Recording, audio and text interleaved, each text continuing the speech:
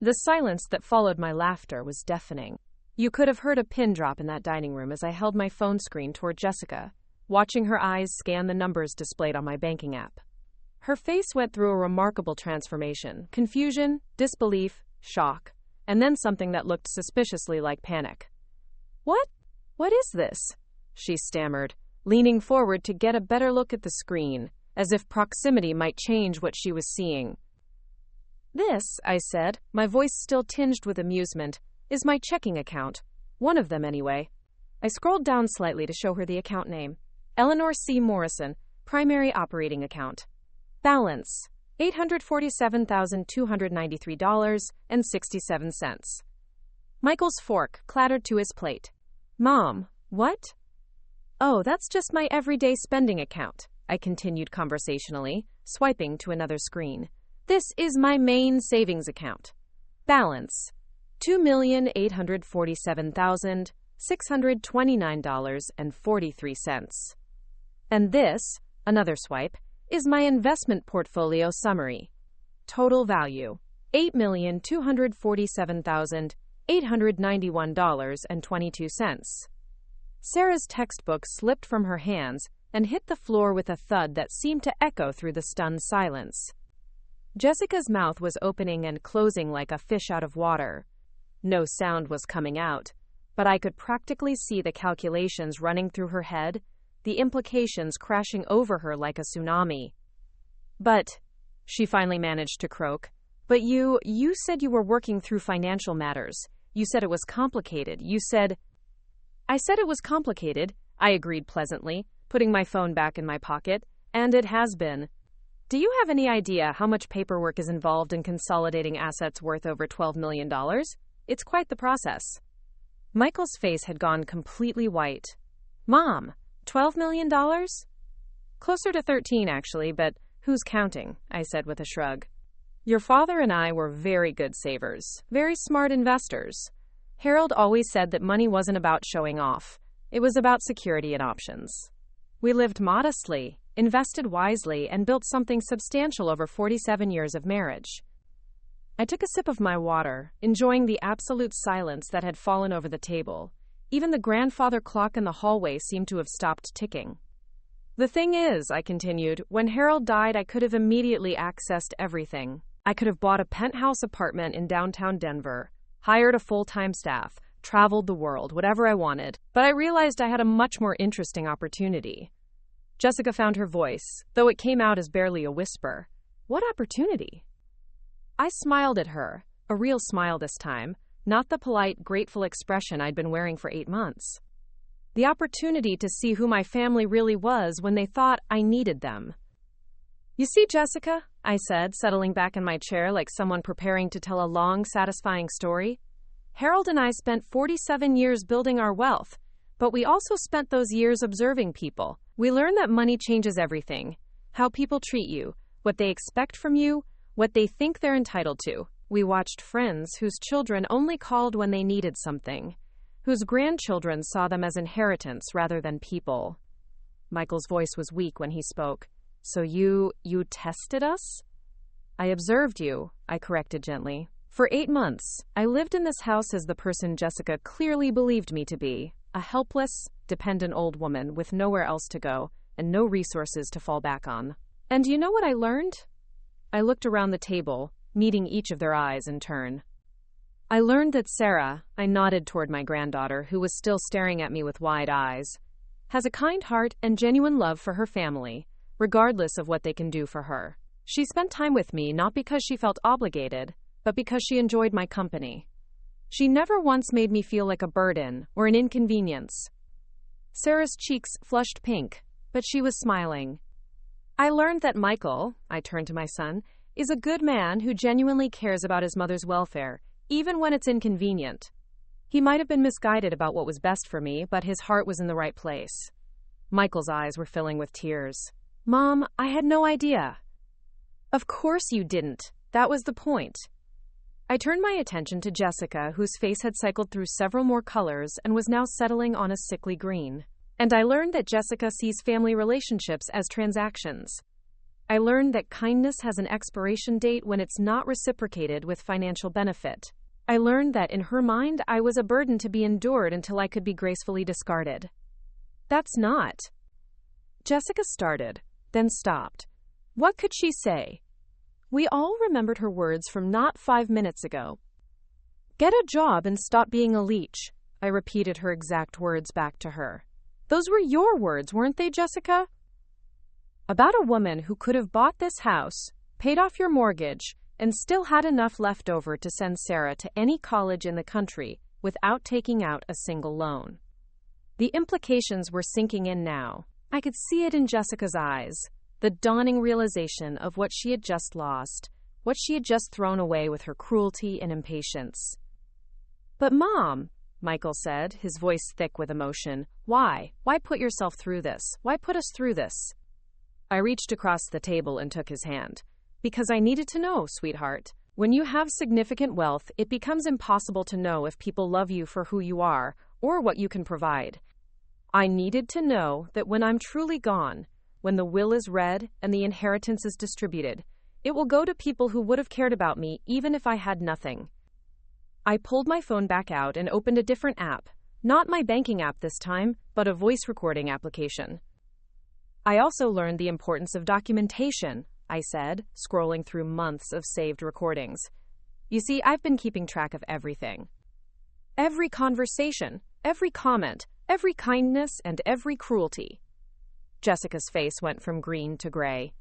You recorded us? In my own son's house, where I was invited to stay, I recorded conversations that took place in common areas, I said calmly. Perfectly legal in Colorado, by the way. One-party consent state. I selected a recording from 3 months ago and pressed play. Jessica's voice filled the dining room, crystal clear. She's not even trying to move forward. She just sits there all day, watching TV, reading, taking up space. When is she going to start taking some responsibility for her own life? Then Michael's voice. Jess, it's only been 6 weeks. She lost Dad. She lost her whole life as she knew it. Give her time. Time? Michael, we're not a retirement home. We have our own lives, our own plans. I paused the recording. That was from May 15th. Would you like to hear some others? I scrolled through more files. Here's one from June 23rd, where you discussed putting me in the cheapest place we can find, because she probably qualifies for assistance anyway. Or this one from July 4th, where you told your sister on the phone that you were stuck with Michael's mother until she runs out of options. Jessica's hands were shaking now. Eleanor, Oh, but my favorite, I continued, selecting another file, is this one from last week. I pressed play again.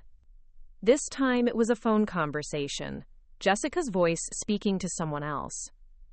I'm telling you, Mom, she's going to end up in some state facility if she doesn't get her act together soon. She has no money, no plan, no initiative. I can't carry dead weight forever. Michael's too soft-hearted to see it, but she's using us. She's manipulating his guilt to get free room and board indefinitely. I stopped the recording and looked directly at Jessica. Dead weight. That's what you called me to your mother. Your mother, by the way, who I've always been nothing but kind to, who I've invited to every holiday dinner, who I helped when she was recovering from her hip surgery 2 years ago. The silence that followed was crushing. Sarah was staring at her mother with an expression I'd never seen before, disappointment mixed with embarrassment. Michael looked like he might be sick. I have hours of these recordings, I continued conversationally. Months of documentation showing exactly how I was treated, exactly what was said about me when people thought I was powerless to do anything about it. I put the phone back in my pocket and looked around the table again. But here's the thing that makes this whole experiment even more interesting, I said, my voice taking on a tone that was somehow both gentle and steely. I haven't just been documenting for my own entertainment. I've been documenting for legal reasons. You see, I continued, noting how Jessica's breathing had become shallow and rapid, elder abuse isn't just physical. Emotional and financial elder abuse are serious crimes in Colorado, with significant legal and financial penalties. Michael's voice was barely audible. Elder abuse? Systematic emotional abuse of a senior citizen, creating a hostile living environment, attempting to coerce housing decisions through manipulation and verbal abuse, I listed off matter-of-factly. All documented, all recorded, all time-stamped. I pulled out a business card from my wallet, crisp, expensive-looking cardstock. This is my attorney, Richard Blackwood. You might have heard of him.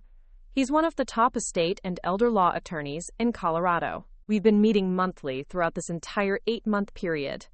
Jessica's voice came out as a squeak. Monthly? Oh, yes. Richard has been fascinated by this case. He's been helping me document everything properly, ensuring that all evidence is collected legally and thoroughly. He's particularly interested in the financial coercion aspect, trying to force an elderly person into substandard housing by making them believe they have no other options. I smiled pleasantly. Richard estimates that if I wanted to pursue this legally, the emotional distress damages alone could run into the hundreds of thousands. That's before we even get into punitive damages for elder abuse. Michael was holding his head in his hands. Mom, I swear I didn't know. Of course you didn't, sweetheart, I said gently, reaching over to touch his shoulder. You were working 60-hour weeks, trying to get that promotion to better support your family. You trusted your wife to treat your mother with basic human dignity while you were providing for everyone. That trust was misplaced, but your intentions were good. I turned back to Jessica, who looked like she was about to faint. Jessica, on the other hand, knew exactly what she was doing.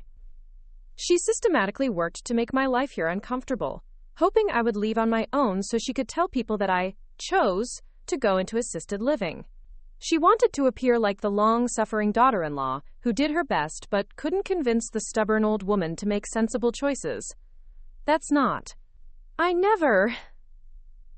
Jessica tried to protest, but her voice died under the weight of all the evidence I'd just presented.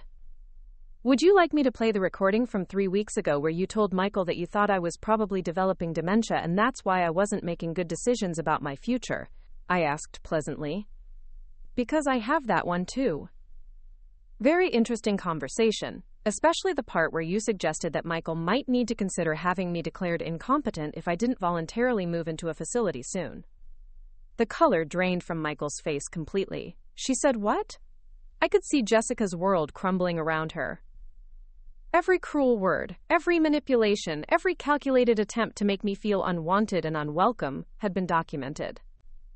More than that, it had been documented by someone with the resources to make her life very difficult if I chose to do so. But here's what's really fascinating, I continued, pulling out another document from my purse. This one, an official-looking folder. Richard and I have also been researching financial backgrounds, just to understand the full picture of this living situation. I opened the folder and pulled out several sheets of paper. Jessica, did you know that your boutique job, the one you're so proud of, nets you about $800 a month after taxes? Did you know that your family's mortgage payment is $2,300 a month, and that you're currently 2 months behind? Jessica's face went from gray to pure white. Did you know that the promotion Michael has been working so hard for, the one he's been putting in all those extra hours to earn, comes with a salary increase that would still leave your family living paycheck to paycheck after all your current expenses? I spread the papers across the table like a poker player, revealing a winning hand. Credit card debt, $47,000. Car loans, $32,000. Home equity line of credit, $18,000. Sarah's college fund, currently at negative $1,200 because you borrowed against it last year for your kitchen renovation. Michael was staring at the papers in shock. Where did you get? Richard is very thorough, I said simply. When someone is potentially trying to financially exploit an elderly person, it's important to understand their motivations. Desperation makes people do terrible things. You see, Michael, I said gently, while you were working those long hours to try to improve your family's financial situation, Jessica was calculating exactly how much my death might be worth to her. That's a lie, Jessica burst out, finally finding her voice. You never what? I asked calmly. Never wondered what I might leave behind? Never calculated how much this house might be worth if I moved into a facility and then died conveniently? Never thought about how much easier your financial problems would be if you inherited something significant? I pulled out another recording. This one is from 6 weeks ago. You were on the phone with someone, I believe it was your sister, discussing how convenient it would be if I died sooner rather than later, since Michael was my only child and would inherit everything. Jessica's mouth opened and closed silently. You estimated that I probably had a couple $100,000, maybe more, from Harold's life insurance and the sale of our house. You calculated that even if Michael inherited only $200,000, it would solve most of your current financial problems. I paused, letting that sink in. What you didn't calculate was that I might be sitting here listening to you plot my financial demise while I had access to resources that could solve your financial problems 100 times over, if you had simply treated me with basic human kindness. The irony was clearly not lost on anyone at the table. Sarah was staring at her mother with an expression of horror and disappointment. Michael looked like he was processing information that fundamentally changed his understanding of his wife and his marriage. Jessica, I said, my voice taking on a tone of genuine curiosity, I have to ask, what was your end game here? Let's say your plan had worked. Let's say I had meekly moved into some substandard assisted living facility, died within a few years, and left Michael a modest inheritance. Did you really think that would solve your problems? Jessica's voice came out as a whisper. I don't know what you're talking about. Your fundamental problem isn't lack of money, I continued. Your fundamental problem is that you live beyond your means. You make financial decisions based on appearance and status rather than wisdom, and you see family relationships as transactions rather than bonds of love and loyalty. I gestured around their dining room, with its expensive light fixture and designer table settings. This house, this neighborhood, this lifestyle, it's all beyond Michael's income level. You're living a life that requires about 30% more money than you actually make, and instead of adjusting your expectations, you've been looking for external solutions. A windfall inheritance, a big promotion, something that would let you continue living unsustainably. Michael was staring at Jessica like he was seeing her for the first time. Is that true? Have we been living beyond our means this whole time? Even if I had left you $200,000, I continued before Jessica could answer, it would have been gone within 2 years, absorbed into your ongoing overspending. And then you'd be in the same position you're in now, just with a few years of artificial comfort behind you. Quote, I leaned forward slightly, my voice becoming more serious. But here's what really bothers me, Jessica. It's not that you wanted my money. Lots of people fantasize about inheritance windfalls. It's that you were willing to make the last years of my life miserable to position yourself for it. You were willing to emotionally abuse an elderly woman who had just lost her husband, just to improve your own financial prospects. The weight of that statement settled over the table like a heavy blanket. Even Sarah, young as she was, seemed to understand the moral implications of what her mother had done. And the truly tragic part, I added softly, is that if you had simply been kind to me, if you had treated me like family instead of a burden, you would have discovered that I didn't need to die for you to benefit from my resources. I would have been happy to help with Sarah's college fund, to assist with some of your debt, to make your lives easier while I was still alive, to enjoy the gratitude and the strengthened family relationships. Jessica's face crumpled as the full magnitude of what she had lost hit her. Not just the money, though that was substantial, but the relationship, the trust, the possibility of genuine family support and love. Instead, I concluded, you chose cruelty over kindness, calculation over compassion, and manipulation over honest communication. And now, instead of being the beneficiary of my generosity, you're sitting here facing the consequences of 8 months of documented elder abuse. The silence that followed was profound and uncomfortable. I could practically hear the gears turning in everyone's heads as they processed the complete reversal of everything they thought they knew about our family dynamics. Jessica had spent 8 months positioning herself as the long-suffering caregiver, dealing with a difficult, dependent elderly relative. In reality, she had been systematically abusing someone who could have transformed her entire family's financial future with a single phone call. The power dynamic in this house had just shifted so completely that I wasn't sure any of them fully understood it yet. But they were about to.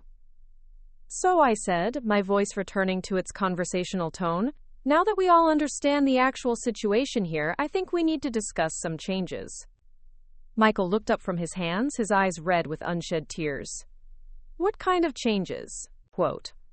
Well, first, I said, I think it's time I moved back to my own house. 8 months has been quite enough time for this experiment, and I miss my own space. Relief flashed across Jessica's face so quickly she probably thought no one noticed. But I caught it, and I smiled. "Oh, Jessica, don't look so relieved just yet," I said pleasantly. "You see, there are some other changes coming, too." I pulled out another set of documents from my seemingly endless supply of paperwork. "These are the loan documents for your mortgage, your home equity line of credit, and your credit cards. I purchased all of these debts 3 days ago." The silence was so complete I could hear the refrigerator humming in the kitchen. "You... what?" Michael's voice was barely audible. "I bought your debt," I repeated calmly. "All of it. Your mortgage, your credit cards, your home equity loan, even your car payments. As of 3 days ago, you don't owe Citibank, or Wells Fargo, or Ford Motor Credit anymore. You owe me." Jessica looked like she might actually faint. Is that even legal?" "Perfectly legal," I confirmed. "Debt gets bought and sold all the time. Richard handled all the paperwork. I now hold approximately $103,000 of your family's debt." I spread these new documents across the table next to the financial records. "Now here's where this gets interesting," I continued. "I could call all of these loans immediately, demand full payment within 30 days, force you to sell the house, repossess the cars, basically destroy your financial life completely." The terror in Jessica's eyes was almost palpable. "Or," I said, letting the word hang in the air, "we could work out some new payment arrangements." Michael found his voice. "What kind of arrangements?" I smiled at my son, a warm, genuine smile that probably confused him given the circumstances. "For you, Michael, nothing changes. You continue making your regular mortgage payment, but instead of paying it to the bank, you pay it to me. Same amount, same schedule, same terms. Your car loan continues exactly as it was, except the checks come to me now." Michael's relief was visible, but he was clearly confused. "But why? Why buy our debt just to keep the same terms?" "Because I wanted to remove the financial pressure that was driving some of the poor decisions in this household," I explained. "I wanted to give my son breathing room to make choices based on what's right rather than what's desperate." I turned to look at Jessica, and my expression became much cooler. For Jessica, however, things are going to be different. Jessica's voice came out as a croak. "Different how?" "Your credit card debt," I said, consulting the papers, "totals $47,000. The original terms had you paying minimum payments of about $800 a month, with interest that would keep you in debt for the next 15 years. I pulled out a calculator and showed her my figures. "Under your new payment plan with me, you'll pay $1,000 a month until the debt is eliminated. No interest, but also no missed payments, no exceptions, no extensions." Jessica's face cycled through several emotions.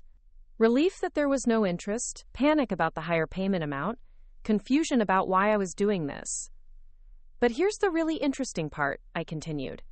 "Remember all those recordings I have? All that documentation of elder abuse? All those lovely conversations where you discussed your financial motivations for wanting me gone?" Jessica nodded weakly. "I'm going to hold on to all of that. Think of it as insurance. As long as your payments are made on time. As long as you treat me and my family with respect going forward. As long as you keep your mouth shut about my financial situation to anyone outside this immediate family, those recordings stay private." The implications sank in slowly. Jessica was trapped. She owed me money. I had evidence of her abuse, and her financial survival depended on my continued goodwill. If you miss a payment, if you speak disrespectfully to me or about me, if you violate the terms of our agreement in any way, I will immediately call all loans due in full and turn my documentation over to both the district attorney's office and to everyone in your social circle. I leaned back in my chair, satisfied with the arrangement. Think of it as a very expensive lesson in treating family members with dignity and respect. The silence that followed was heavy with the weight of completely shifted power dynamics. Jessica, who had spent 8 months treating me like a burden she couldn't wait to dispose of, now owed me nearly $50,000 and was essentially at my mercy. Michael, who had been torn between his wife and his mother, now understood that his mother had been protecting herself and observing the family dynamics while having the power to transform their lives the entire time. And Sarah, my dear granddaughter, was looking at me with something approaching awe as she realized that her quiet, seemingly helpless grandmother had just outmaneuvered everyone at the table while delivering justice and life lessons simultaneously. "I think," I said, standing up from the table, "that's enough revelation for one evening. Jessica, your first payment is due on the 1st of next month. The payment schedule and account information are in that folder." I gathered my papers and headed toward the guest room to pack my things. "I'll be moving back to my house this weekend. Sarah, sweetheart, you're welcome to visit me anytime. In fact, I'm thinking of setting up a college fund for you, a real one this time, one that won't be borrowed against for kitchen renovations." As I reached the doorway, I turned back one more time. "Oh, and Jessica? Next time you want to call someone a leech, you might want to make sure you understand who's actually supporting whom." With that, I left them sitting at the table with the ruins of everything they thought they knew about their family scattered across the surface like the debris from an explosion. The experiment was over, the results were documented, and justice, as they say, had been served. But this story was far from over. I still had to move back to my house, still had to decide what to do with all this new information about my family, and still had to figure out how to move forward with relationships that had been fundamentally altered by 8 months of careful observation and one evening of dramatic revelation. The next few days were going to be very interesting indeed. Monday morning arrived with the kind of crisp October air that made everything feel possible. I woke up in my own bed for the first time in 8 months, and the sensation was almost overwhelming. The familiar weight of Harold's pillow beside me, the way the morning light filtered through the lace curtains he had always teased me about, the sound of birds in the garden he had lovingly tended, it all felt like coming back to life after a long, strange dream. The movers had been efficient and professional, transferring my belongings from Michael's guest room back to my own space in less than 3 hours. It hadn't taken long because I had never really unpacked completely during my 8-month stay. Some part of me had always known I would be coming home. But as I made coffee in my own kitchen and sat at the breakfast nook where Harold and I had shared thousands of morning conversations, I realized that while the physical space was the same, I was fundamentally different. 8 months of careful observation, of playing a role, of documenting human nature at its worst and occasionally at its best, had changed me in ways I was only beginning to understand. My phone buzzed with a text from Sarah. "Dad says you're home. Can I come over after school? I want to see how my room looks in the daylight." I smiled, typing back, "Of course, sweetheart. I'll pick you up at 3:30. The prospect of having Sarah in the house, of filling some of the quiet spaces with her energy and curiosity, made the morning feel brighter. I had spent so many years thinking of this house as a shrine to my life with Harold, but maybe it was time to think of it as a foundation for whatever came next. At 10 o'clock, my doorbell rang. I opened it to find a young woman in a business suit holding a clipboard and looking slightly nervous. "Mrs. Morrison? I'm Jennifer Walsh from Rocky Mountain Financial Planning. Your son Michael has an appointment with our firm this morning, and he asked me to bring some preliminary paperwork for you to review." I invited her in, curious about what Michael might need from me. Jennifer settled into Harold's old leather chair in the living room and spread several documents across the coffee table.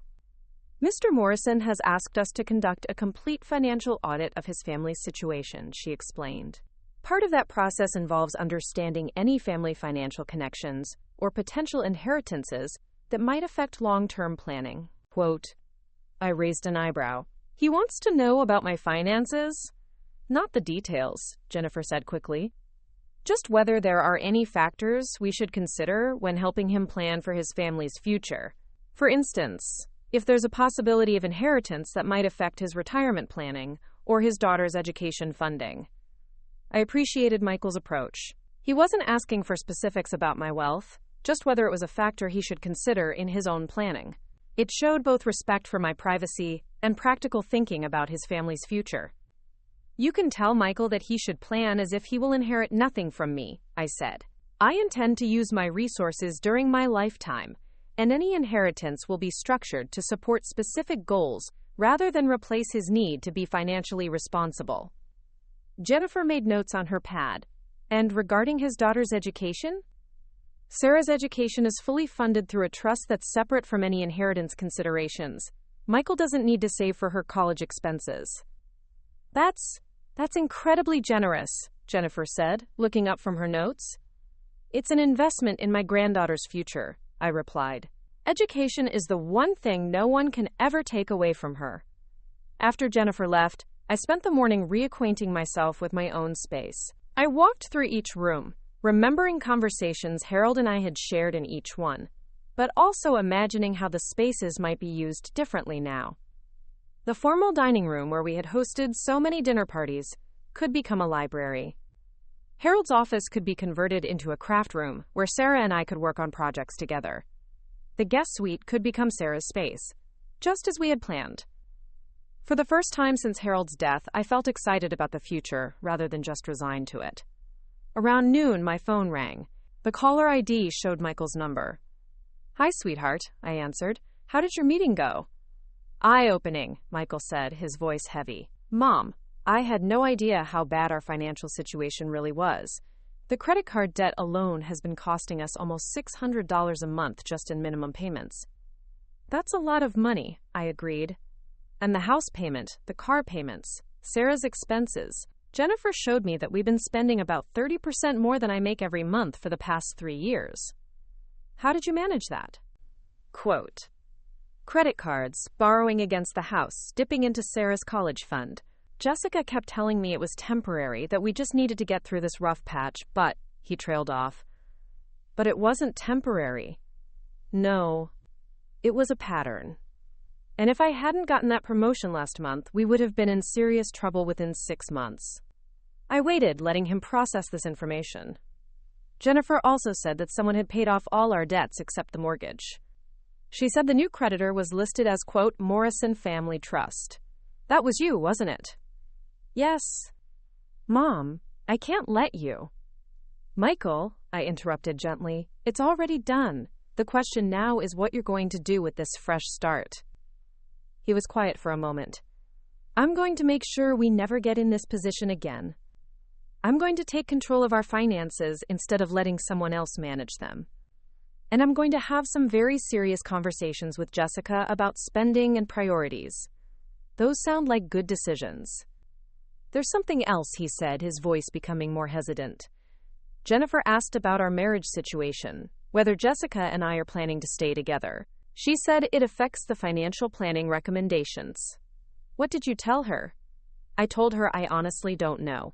After yesterday's conversation, after hearing Jessica still trying to justify her behavior and blame circumstances, I don't know if we can fix this.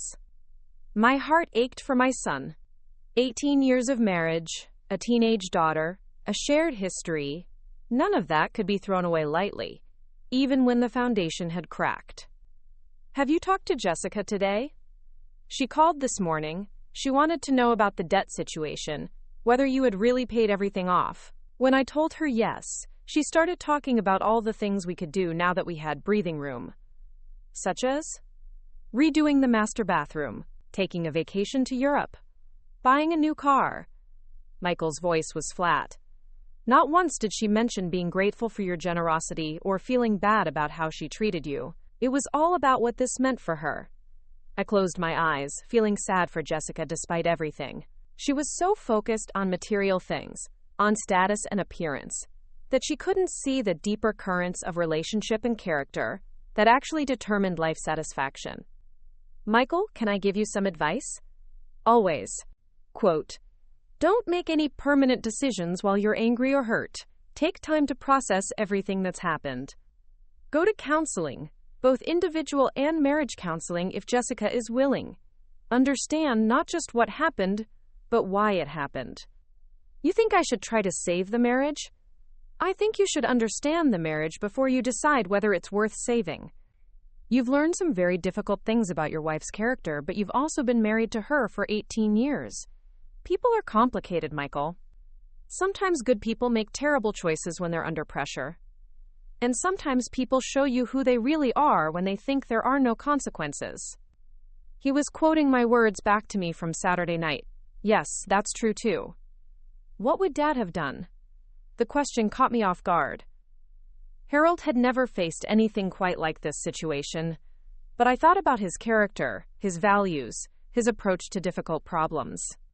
Your father would have taken time to understand all the factors involved. He would have gotten counseling to make sure he wasn't missing anything important. He would have prioritized Sarah's well-being above his own comfort. And ultimately, he would have made the decision that allowed him to look at himself in the mirror and respect what he saw. That's a high standard. Your father set high standards for himself. It's one of the reasons I loved him. After we hung up, I found myself thinking about marriage, about the promises people make to each other, and the ways those promises get tested by circumstances. Harold and I had been fortunate. We'd faced challenges, but we'd never faced anything that tested our fundamental compatibility or revealed deep character flaws in either of us. Michael and Jessica were discovering that they might not be as compatible as they had thought, and that discovery was happening in the most painful way possible. At 3:30, I picked up Sarah from school. She practically bounced into the car, her backpack heavy with homework, but her spirit light with excitement about seeing her room at my house. "Grandma Ellie, I've been thinking about college all day," she said as we drove through the tree-lined streets of my neighborhood. "I looked up art programs online, and there are so many amazing schools I never thought I could afford to consider. Such as," quote, "Rhode Island School of Design, Savannah College of Art and Design, even some schools in Europe that have exchange programs. I always thought I'd have to go to community college for 2 years and then transfer to state, but now you have choices." "Real choices," she agreed. "It's like someone opened a door that I didn't even know existed." We pulled into my driveway, and Sarah looked up at the house with fresh eyes. "You know what's funny? I've been here for family dinners and holidays my whole life, but I never really looked at it as a place where I might live. How does it look now?" "Like home," she said simply. We spent the afternoon working on her room. I had already ordered some basic furniture, a desk, a comfortable reading chair, a mini fridge, and a coffee maker, just as she had requested. But the real work was in making the space feel like hers. Sarah had brought fabric samples, paint chips, and photographs printed from her phone. She spread them across the floor of what would be her room and started planning. "I want it to feel like a college dorm room, but also like a real bedroom," she explained. "Somewhere I can study and be independent, but also somewhere that feels cozy and safe." "What colors make you feel that way?"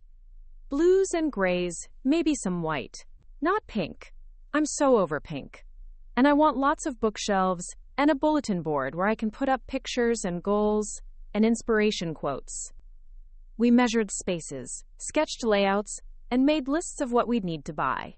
It was the kind of productive, creative afternoon that I hadn't experienced in years, and I found myself remembering why I had loved being a mother when Michael was young.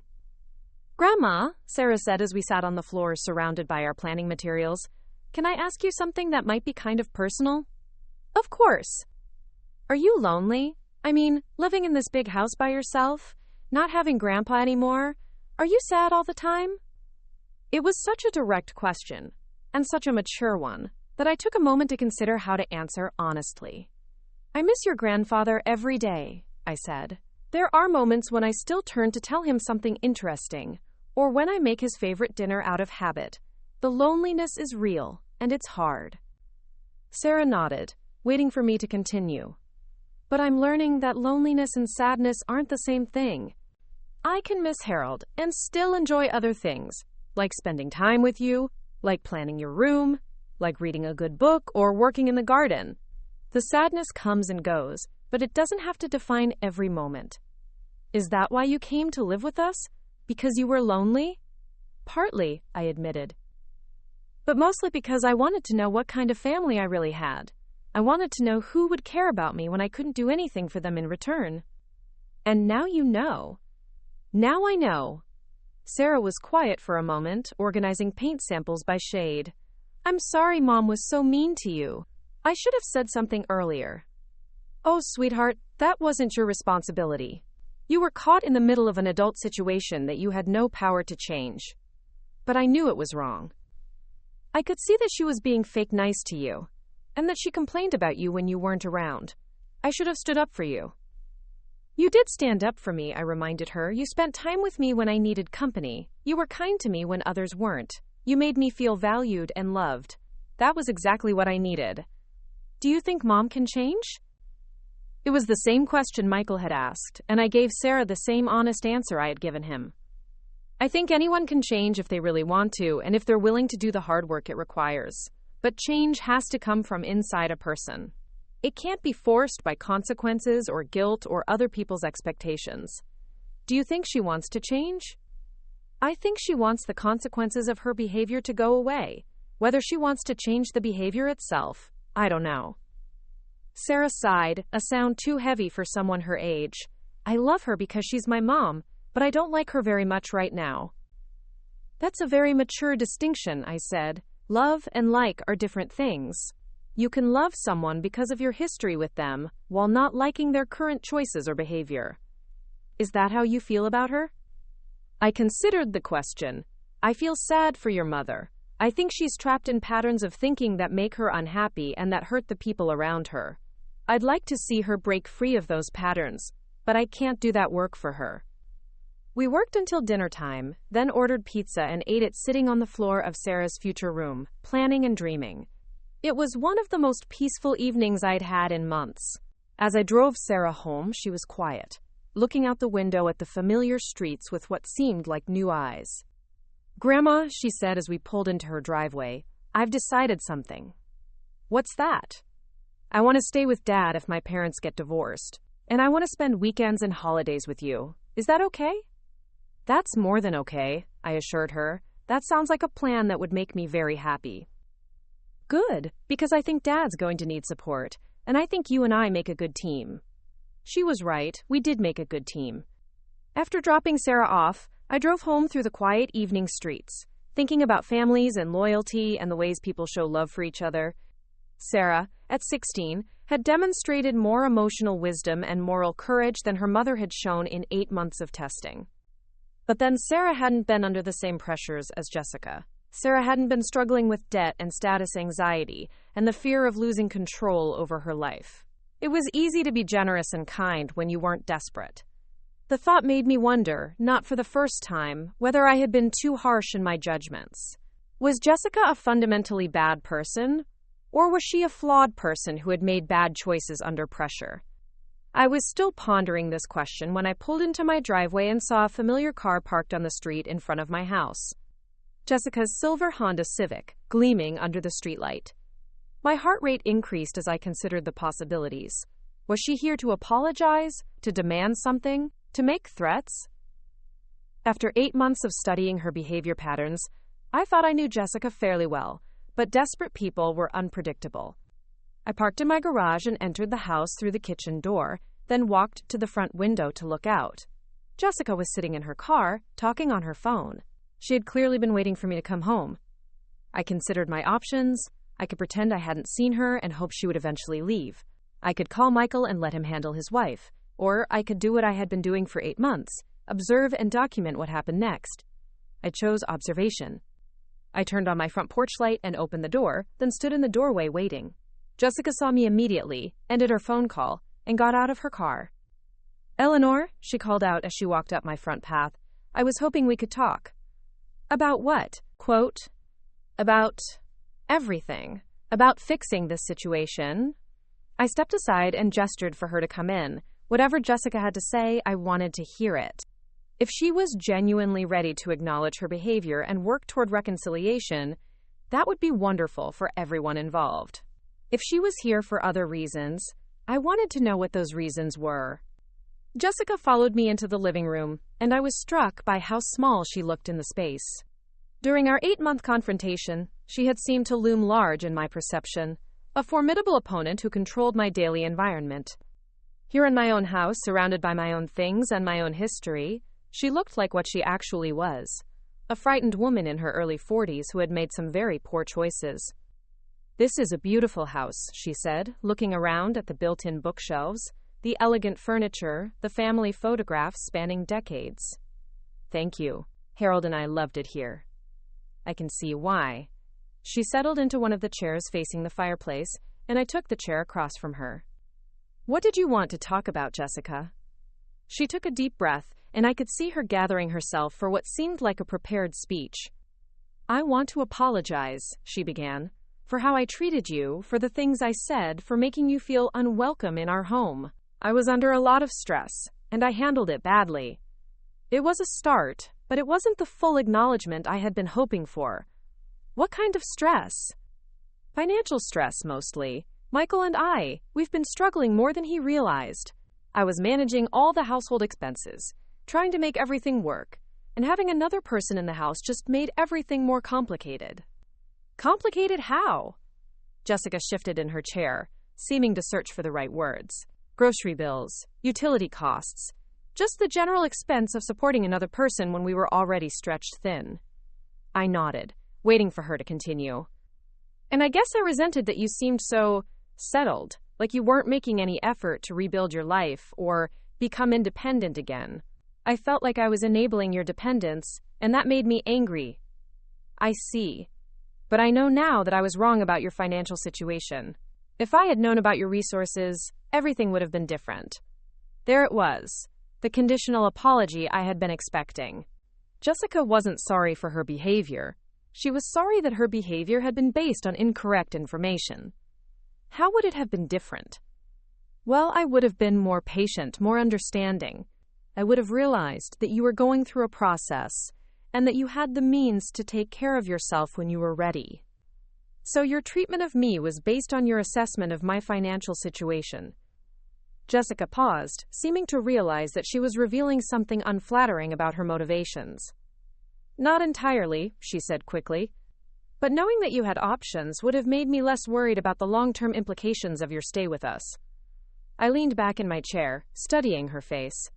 Jessica was intelligent enough to know that what she was saying wasn't entirely appropriate, but she was also desperate enough to keep talking anyway. Jessica, can I ask you something? Of course. If I had been a wealthy widow from the beginning, if you had known about my financial resources from the day I moved in with you, how would you have treated me? She brightened, apparently thinking this was an easier question. I would have been more welcoming, more accommodating. I would have made sure you were comfortable and happy. Why? The question seemed to confuse her. Why what? Why would knowing about my money have made you more welcoming? Why would my financial status have affected how you treated me as a person? Jessica opened her mouth, then closed it, apparently realizing that there was no good answer to that question. It's not that simple, she said finally. I think it is that simple, I replied gently. I think you treat people differently based on what you think they can do for you. When you thought I was a burden with no resources, you felt free to be cruel. Now that you know I have resources, you want to be accommodating. That's not. Everyone considers practical factors in relationships. Do they? When Sarah brings home friends from school, do you treat them differently based on their parents' income? When you meet new neighbors, do you evaluate their worth based on their financial status? Jessica's face flushed. That's different. How is it different? Because those aren't family relationships. Family relationships come with obligations and expectations. Exactly, I said. Family relationships do come with obligations and expectations. The obligation to treat family members with dignity and respect, regardless of their circumstances. The expectation that family will support each other through difficult times, not make those times more difficult. Jessica was starting to look trapped, the way she had during our dinner conversation 3 days earlier. Eleanor, I'm trying to apologize here. I'm trying to make things right. Are you? Or are you trying to position yourself to benefit from my financial resources? That's not fair. I genuinely feel bad about what happened. What specifically do you feel bad about? Jessica paused, thinking. I feel bad that I hurt your feelings. I feel bad that my stress made me say things I didn't mean. I feel bad that the situation got so out of hand. Do you feel bad about planning to put me in a substandard assisted living facility? I was trying to find you appropriate housing. Do you feel bad about telling people that I was probably developing dementia? I was concerned about your mental state. Do you feel bad about discussing with your sister how convenient it would be if I died sooner rather than later? Jessica went completely still. You recorded that conversation? I recorded many conversations. The question is, do you feel bad about having that conversation? Jessica was quiet for a long time, staring at her hands folded in her lap. When she finally spoke, her voice was small. I feel bad that you heard it. Not that you said it, that I heard it. Eleanor, please. I was venting to my sister. People say things when they're frustrated that they don't really mean. Do they? Have you ever told anyone that it would be convenient if Sarah died? Of course not. Sarah is my daughter. And I'm Michael's mother. Why is one family relationship sacred and the other disposable? Jessica had no answer for that. We sat in silence for several minutes, the weight of unspoken truth settling between us. Finally, Jessica tried a different approach. What can I do to make this right? She asked. What do you need from me to move forward? I need you to understand what you did wrong, take full responsibility for it, and commit to changing the patterns of behavior that led to it. Okay, she said quickly. I can do that. Can you? Let's start with the first part. What did you do wrong? Jessica took a breath. I was unkind to you during a difficult time in your life. I made you feel unwelcome in our home when you needed family support. What else? I said some hurtful things about you to other people. What else? Jessica looked increasingly uncomfortable. I tried to pressure you into making housing decisions before you were ready. What else? I don't. What else do you want me to say? I want you to acknowledge that you systematically emotionally abused an elderly family member because you thought she was powerless to stop you. I want you to acknowledge that you used your own daughter to gather information to help you manipulate me. I want you to acknowledge that you planned to abandon Sarah after my death because she knew too much about your behavior. Jessica's face went white. I never said I would abandon Sarah. You discussed sending her to boarding school so she wouldn't be around to ask inconvenient questions about how I died. That's not... I was just thinking about all our options. Jessica, do you hear yourself? Even now, even when you're supposedly here to apologize and make amends, you're still making excuses and minimizing your behavior. Jessica started crying then, not the frustrated tears from Sunday night, but deeper, more desperate sobs. I don't know what you want from me, she wailed. I'm trying to apologize. I'm trying to fix things, but nothing I say is good enough. What I want, I said calmly, is for you to tell the truth, to yourself and to me. What you did wasn't a mistake or a result of stress or a series of unfortunate choices.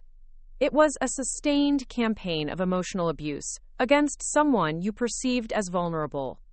I'm not an abuser, Jessica said through her tears. Then what would you call 8 months of systematic cruelty toward an elderly widow? Jessica had no answer. Here's what I think happened, I continued. I think you saw an opportunity to get rid of a family member you had never particularly liked, while positioning yourself as the long-suffering caregiver who did her best. I think you calculated that if you made my life unpleasant enough, I would leave voluntarily, and Michael would be grateful for your patience. I think you saw my grief and vulnerability as tools you could use to manipulate the situation to your advantage. That's not true, Jessica whispered, but there was no conviction in her voice. And I think that when you discovered I had significant financial resources, your first thought wasn't shame about how you had treated me. Your first thought was disappointment about what you had lost. Jessica's tears stopped abruptly, and she looked up at me with something that might have been hatred. You think you're so superior, don't you? She said, her voice turning sharp. You think you're better than everyone else because you have money. No, Jessica. I think I'm better than you because when I saw someone in need, I helped them. When you saw someone in need, you abused them. The words hung in the air between us like a blade. Jessica stared at me with undisguised hostility, all pretense of apology abandoned. This is exactly what I was talking about, she said, standing up abruptly.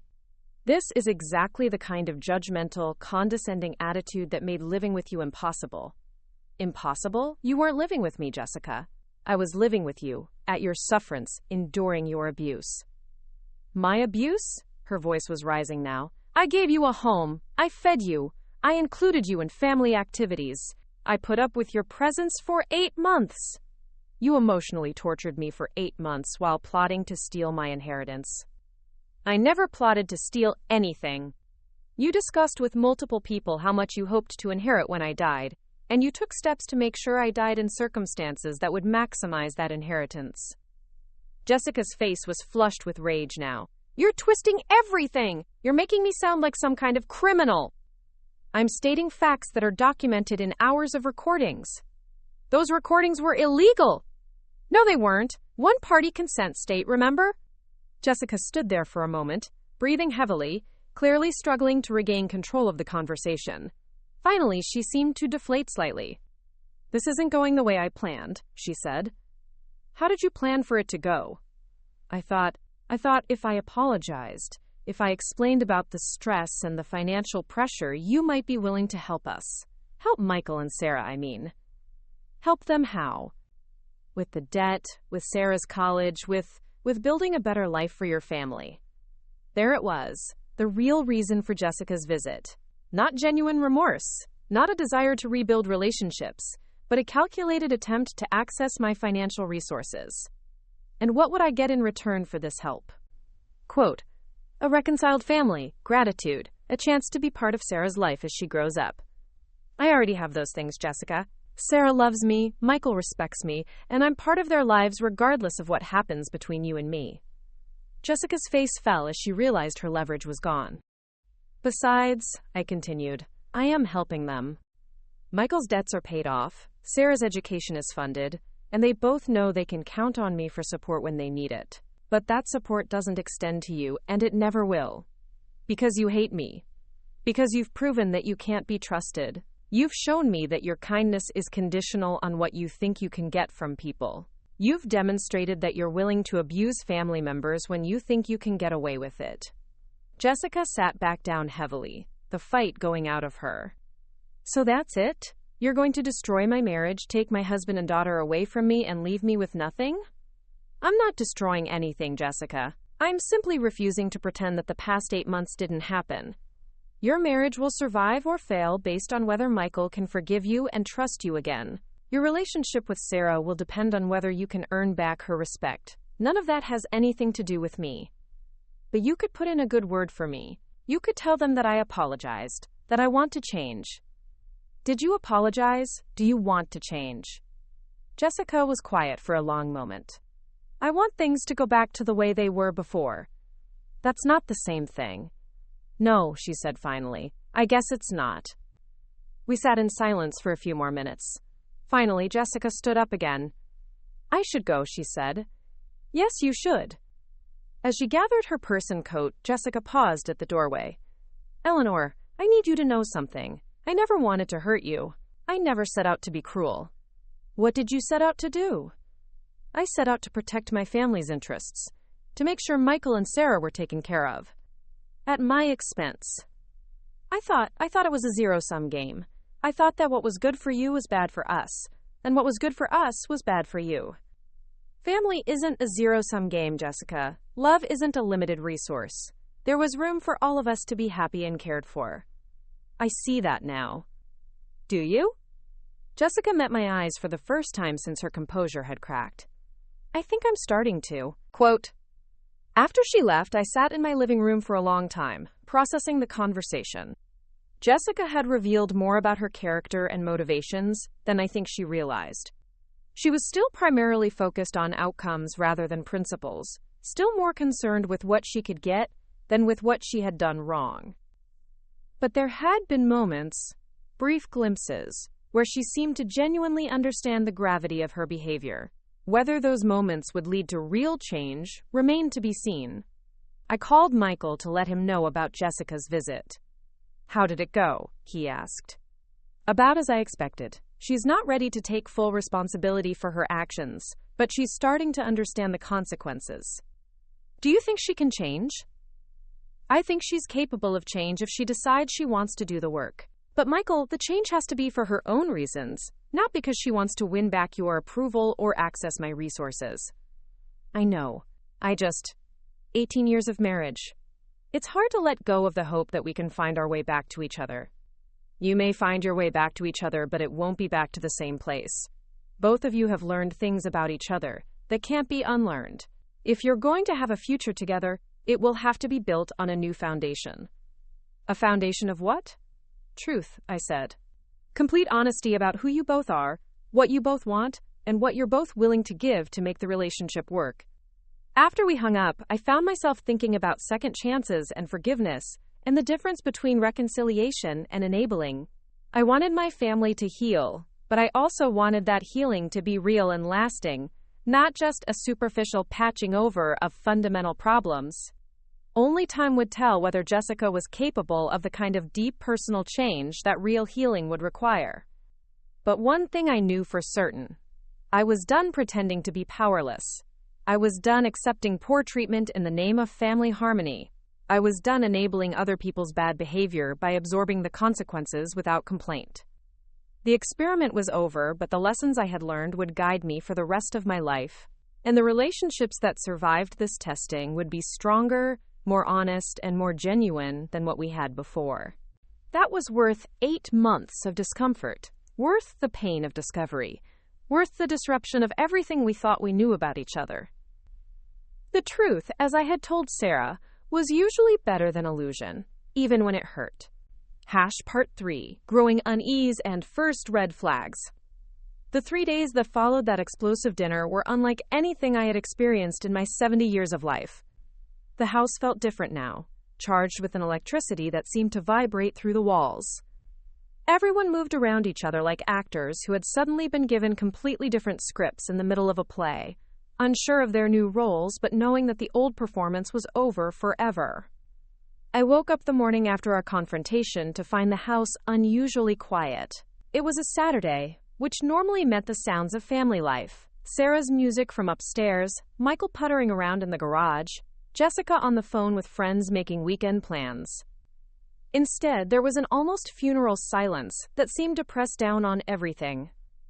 When I emerged from the guest room at my usual time, I found Michael sitting alone at the kitchen table with a cup of coffee that had clearly gone cold hours ago. He was staring at the same spot on the wall where, just 12 hours earlier, his entire understanding of his family had been demolished and rebuilt. "Good morning, sweetheart," I said gently, moving to the coffee maker to pour myself a cup. He looked up at me with eyes that were red-rimmed and exhausted. "Mom, I didn't sleep at all last night." "I imagine not," I replied, settling into the chair across from him. "It's a lot to process." "Is it true?" he asked, his voice barely above a whisper.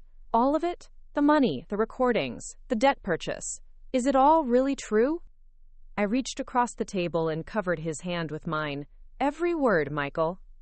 He was quiet for a long moment, staring down at our joined hands. "I feel like I don't know anyone anymore. I don't know my wife. I don't know my mother. I don't even know myself." "You know yourself," I said firmly. "You're the same good man you were yesterday. You work hard to provide for your family. You love your daughter. You've been kind to your mother even when it was inconvenient. None of that has changed." "But I didn't see what was happening," he said, his voice breaking slightly. "I didn't see how Jessica was treating you. I didn't see the financial pressure she was putting on our family. I didn't see any of it." "You were working 60-hour weeks trying to earn a promotion to help your family," I reminded him. "You trusted your wife to handle the household while you handled the income.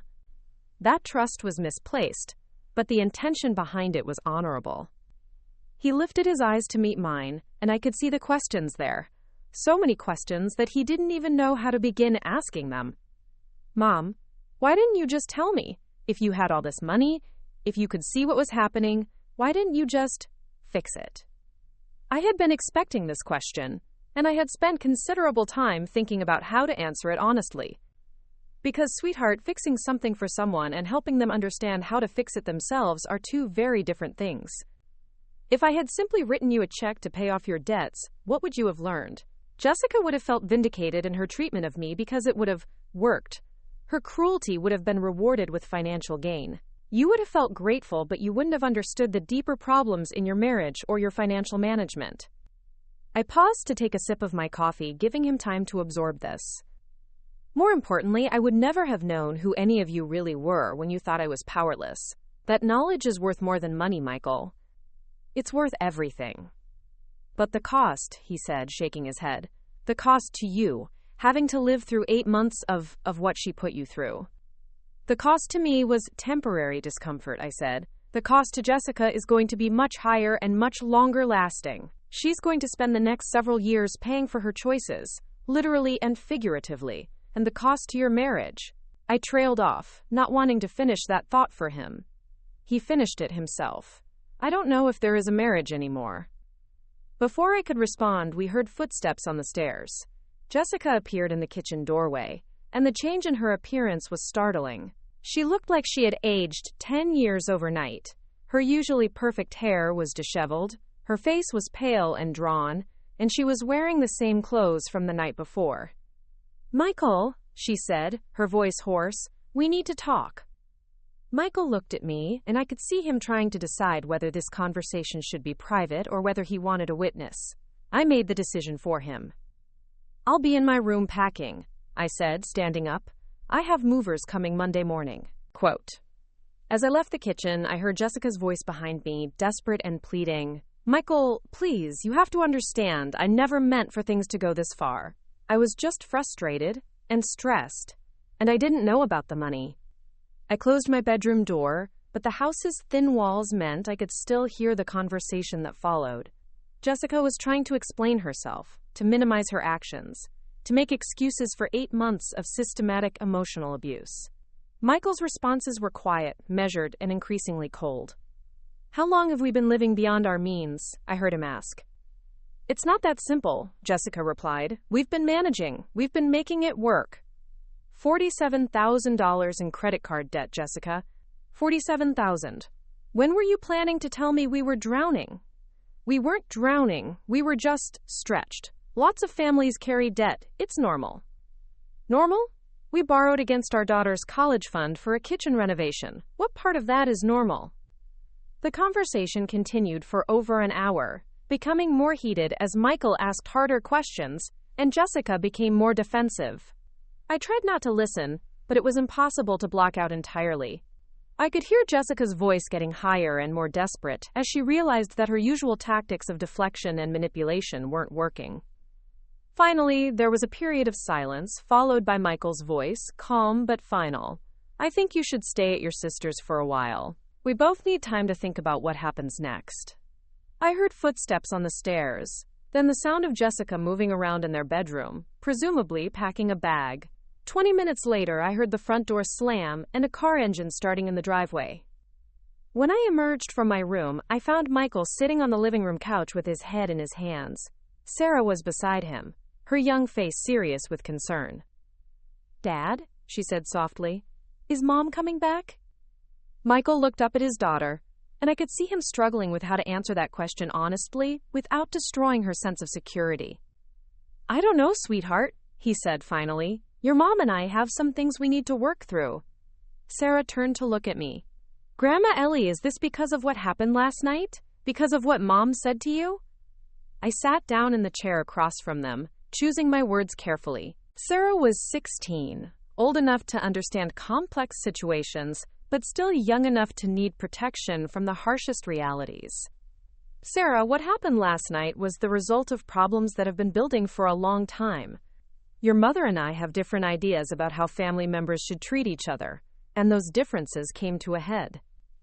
"But you have all that money," Sarah said, her voice confused. "You could have helped us. Why wasn't she nice to you?" It was such an innocent question, and yet it cut right to the heart of everything. Why wasn't she nice to me? Why, when faced with an elderly family member who needed temporary support, had Jessica chosen cruelty over kindness?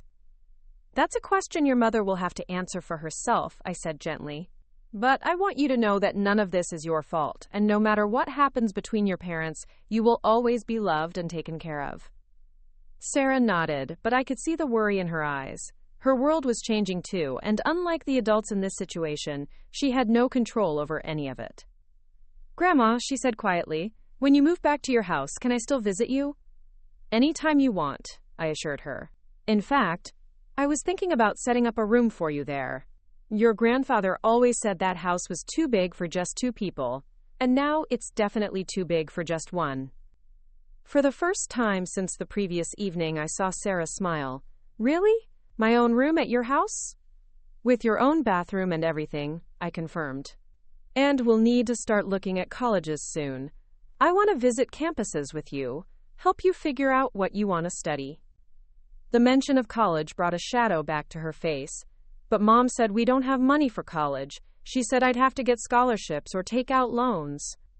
Michael's jaw tightened. Your mother said a lot of things that weren't true. Actually, I said, pulling out my phone again, I've already set up an education fund for you, Sarah. You can go to any college you want, anywhere in the country, without worrying about the cost. I showed her the screen displaying an account I had opened 3 days earlier. Sarah Morrison College Fund. Balance, $500,000. Sarah's eyes went wide. $500,000? For me? For your education, I clarified. College, graduate school if you want it, study abroad programs, whatever will help you build the life you want. She burst into tears then, not sad tears, but overwhelmed, relieved tears. For months, she had been hearing about financial stress, about how college was going to be a struggle, about how the family couldn't afford this or that. Now, suddenly, that entire source of anxiety had been eliminated. Thank you, Grandma, she whispered, throwing her arms around me. Thank you so much. Over her shoulder, I met Michael's eyes. He was crying too, but they were tears of gratitude mixed with shame. Gratitude for what I was doing for his daughter. Shame that his family's financial mismanagement had made it necessary. We spent the rest of that Saturday in a strange sort of limbo. Jessica was gone, the immediate crisis was over, but none of us quite knew how to navigate this new reality. Michael moved through the house like a man walking through a dream, periodically stopping to stare at things. The expensive furniture, the designer decorations, the evidence of the lifestyle they had been living beyond their means. Sarah, meanwhile, seemed lighter than I had seen her in months. The college fund revelation had lifted a weight from her shoulders that I don't think any of us had realized she was carrying. She spent the afternoon researching universities online, making lists of programs she was interested in, talking about her future with an excitement that had been missing before. As for me, I felt a mixture of relief and sadness. Relief that the truth was finally out, that I no longer had to pretend to be helpless and dependent. But sadness, too, for what this revelation had cost the family. Michael and Jessica's marriage was hanging by a thread. Sarah's trust in her mother had been shaken. The family unit that had existed just 24 hours earlier was fundamentally broken. But sometimes things need to break before they can be rebuilt properly. That evening, after Sarah had gone to bed, Michael and I sat on the back porch with glasses of wine, looking out at the garden where Harold had once worked. The silence between us was comfortable now, no longer charged with unspoken tensions. Mom, Michael said finally, I owe you an apology. For what? For not seeing what was happening. For not protecting you from Jessica's behavior. For being so wrapped up in my own problems that I missed what was right in front of me. Quote. I took a sip of my wine before responding. Michael, you were trying to support your family. You were working incredibly hard to provide for people you love. The fact that one of those people was taking advantage of your absence and your trust isn't your fault. But I should have seen it. Harold would have seen it. The mention of my husband made me smile. Your father saw everything because he was home more. He worked from his office in the house. He was around for the day-to-day interactions. You've been commuting to Denver every day, working long hours, trying to earn that promotion. You couldn't see what was happening at home because you weren't home to see it. Do you think Dad would be disappointed in me? I turned to look at my son, this good man who was torturing himself with self-doubt. Your father would be proud of how hard you worked to support your family. He would be concerned about the financial decisions that led to all this debt, but he would understand that those decisions were made by someone who wasn't giving you complete information. What am I supposed to do now? About Jessica, about the marriage, about everything? It was a question I had been expecting, and one I had been careful not to answer too quickly. The decisions Michael made now would determine not just his future, but Sarah's as well. What do you want to do? I asked. He was quiet for a long time, staring out at the darkening sky. I want to understand how we got here. I want to understand how I could have been married to someone for 18 years and not known who she really was. I want to understand how our finances got so out of control without me realizing it. Those are good places to start. I also want to make sure Sarah is okay. Whatever happens between Jessica and me, Sarah doesn't deserve to pay the price for our problems. She won't, I assured him. No matter what happens, Sarah will be taken care of. She'll have her college fund, she'll have a place to stay, she'll have family who love her unconditionally. What about you, Mom? What do you want? I considered the question carefully. What did I want? 8 months ago, I had wanted to know who my family really was when they thought I was vulnerable. Now I knew. The question was what to do with that knowledge. I want to go home, I said simply. I want to wake up in my own bed, in the house your father and I built together. I want to have my granddaughter visit me there, and I want to help her plan for college. I want to spend time with my son without the tension and stress that has been poisoning this house for months. And Jessica? I sighed. Jessica made her choices, Michael. For 8 months, she chose to be cruel to someone she thought was powerless. She chose to be calculating and manipulative when she could have been kind. Those choices have consequences. Do you think she can change? I think anyone can change if they really want to, and if they're willing to do the hard work it requires. But I also think that change has to come from within. It can't be forced from the outside.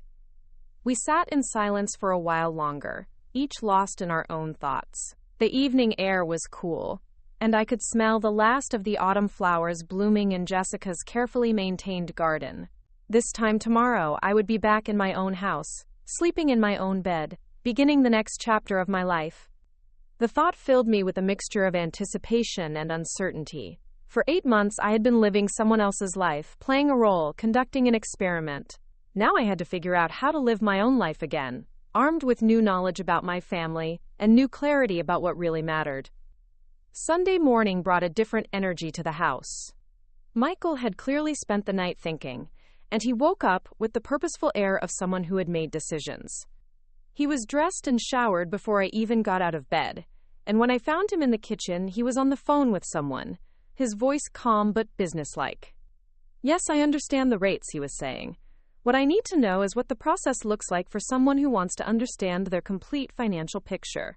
Okay, tomorrow at 10 would be perfect, thank you. He hung up and turned to me. Financial planner, he explained. I'm going to get a complete audit of our finances, understand exactly where we stand, and figure out how to move forward responsibly.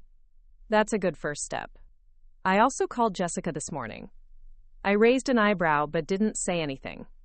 I told her that I need space to think, and that when she's ready to have an honest conversation about our marriage and our finances, we can talk, but not until then. How did she respond? She wanted to come over right away, wanted to fix things immediately. I told her that some things can't be fixed quickly, and that rushing to smooth things over without addressing the underlying problems would just ensure that we end up in the same place again. I was impressed. Michael was showing more backbone than I had seen from him in years. I also told her about Sarah's college fund. How did that go over? Michael's expression darkened slightly. She wanted to know if there were funds available for other things too. She wanted to know if you might be willing to help with our debt situation, maybe contribute to some home improvements. I felt my temper spike, but I kept my voice level. Even after everything that happened Friday night, she's still thinking about what she can get from me? I told her that she had forfeited any right to ask for your help when she spent 8 months treating you badly.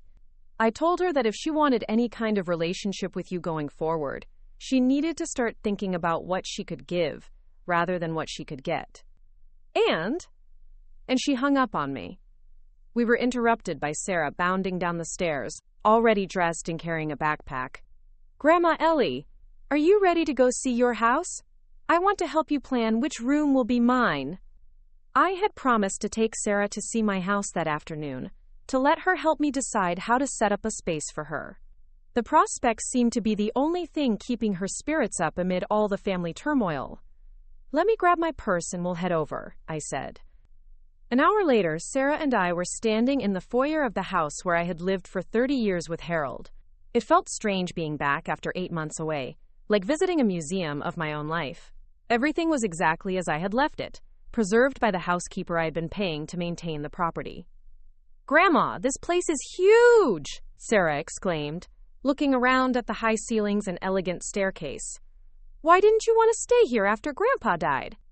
It felt too big and too quiet without him, I explained. But now that I'm thinking about having visitors, especially a granddaughter who might need a place to stay sometimes, it feels different. We spent the afternoon touring the house room by room, with Sarah exclaiming over the architecture, the built-in bookshelves, the window seats, and the walk-in closets. When we got to the guest suite on the second floor, 2 rooms with a connecting bathroom and a small sitting area, her eyes lit up. This could be my space? All of it, I confirmed. We can redecorate however you want. New furniture, new paint, whatever will make you feel at home. Can we make it like a college dorm room so I can practice living independently before I actually go to college? The request was so mature, so thoughtful that it made my heart swell with pride. That's a perfect idea. We can set it up with a mini fridge, a coffee maker, a study area, everything you'll need. As we walked through the house, I found myself seeing it through Sarah's eyes, not as a monument to a life that was over, but as a space that could be filled with new memories, new relationships, new purposes. For the first time since Harold died, the house felt like a home again, rather than a mausoleum. "Grandma," Sarah said as we sat in the sunroom overlooking Harold's garden, "can I ask you something?" "Anything." "Are you angry with Mom?" It was a question I had been dreading, because the answer was complicated. Was I angry with Jessica? Yes, absolutely. Was I hurt by her behavior? Definitely. But was I surprised by it? Not really. "I'm disappointed," I said carefully. "I'm disappointed that she chose to handle stress and frustration by being cruel to someone she thought couldn't fight back. I'm disappointed that she prioritized her comfort and convenience over basic human kindness." "But are you angry?" I thought about it for a moment. I was angry, especially when I realized she was using you to gather information about me, and when I heard her planning to send you away to boarding school after I died. But now I'm more sad than angry. Sad, why? Because she had an opportunity to build a real relationship with me, to be part of a loving extended family, to benefit from my experience and my resources while I was alive, to enjoy giving them. Instead, she chose to see me as an obstacle and an inconvenience. She threw away something valuable because she couldn't see its worth. Sarah was quiet for a moment, absorbing this. "Do you think my parents will get divorced?" "I don't know, sweetheart. That's going to depend on whether your mother is willing to acknowledge what she did wrong and work to change, and whether your father can forgive and trust her again." "What if they do get divorced? Where will I live?" I reached over and took her hand. "You will live wherever you feel safest and happiest. If that's with your father, then that's where you'll be. If you need time away from the situation, you'll always have a room here. If you want to split your time between places, we'll make that work. The most important thing is that you know you have choices and you have people who will support whatever decision you make." The relief on her face was visible. For the first time, she was hearing that the adults in her life were going to prioritize her well-being over their own convenience or desires. We spent another hour planning her room, looking through furniture catalogs on my phone, discussing color schemes and layouts. By the time we headed back to Michael's house, Sarah was excited about the future in a way I hadn't seen since before I moved in with them. That evening, the 3 of us, Michael, Sarah, and I, had dinner together for what I realized might be the last time for a while. The atmosphere was completely different from the tense, hostile meals of the past few months. Sarah chattered about her plans for her room at my house. Michael talked about his appointment with the financial planner, and I shared stories about Harold and the early years of our marriage. It felt like family in a way that meals in that house hadn't felt in a very long time. As we were cleaning up after dinner, the front door opened and Jessica walked in. She looked slightly better than she had the morning before, showered, wearing clean clothes, her hair styled, but there was still something haunted in her eyes. "I'd like to talk," she announced, looking around at the 3 of us. The comfortable family atmosphere evaporated instantly. Sarah's face closed off. Michael's jaw tightened, and I felt myself shifting into the careful, observant mode I had perfected over the past 8 months. "Sarah, why don't you go upstairs and work on your homework?" Michael said gently. "I want to hear this," Sarah replied, her voice more mature than her 16 years. Jessica looked surprised by her daughter's response, and perhaps by the fact that no one was automatically deferring to her presence or wishes. "I think this should be a private conversation," Jessica said. I said calmly, "that Sarah is old enough to hear whatever you have to say. She's been living with the tension and stress in this house for months. She deserves to know what's happening with her family." Quote, Jessica's mouth tightened, but she couldn't really argue with the logic. She sat down at the kitchen table, and after a moment's hesitation, the rest of us joined her. "I've been thinking," Jessica began, "about what happened Friday night, about the things that were said. I think there were some misunderstandings." The word misunderstandings hung in the air like a red flag. She was already trying to reframe the situation, to make it seem like a communication problem rather than a pattern of abuse. "What kind of misunderstandings?" Michael asked, his voice carefully neutral. "Well, I think you, Eleanor, misinterpreted some of my comments. I was frustrated and stressed about our finances, and maybe I said some things that came across as harsher than I intended." I looked at her steadily. "Jessica, which part did I misinterpret? The part where you called me a leech? The part where you told Michael you thought I should be declared incompetent? The part where you told your sister it would be convenient if I died sooner rather than later?" Her face flushed. "Those things were taken out of context. You don't understand the pressure I was under." "The pressure of having a family member who needed temporary support after losing her husband?" I asked. "The pressure of supporting someone indefinitely, with no end in sight, and no appreciation." The words burst out of her, and immediately she looked like she regretted them. But it was too late. She had shown her true feelings again. "There it is," I said quietly. "The real Jessica. Even now, even after everything that happened Friday night, you still think I'm the problem." Michael was staring at his wife with an expression I couldn't quite read. "Jess, Mom just revealed that she has millions of dollars and could have solved all our financial problems with a phone call. Instead of being grateful that she's willing to help Sarah with college, instead of being ashamed of how you treated her, you're still focused on what you think you're owed." "I'm not," Jessica started. "Yes, you are," Sarah interrupted, her young voice clear and strong. "Mom, I heard what you said Friday night. I've been hearing what you've said about Grandma Ellie for months. You were mean to her because you thought she couldn't do anything about it."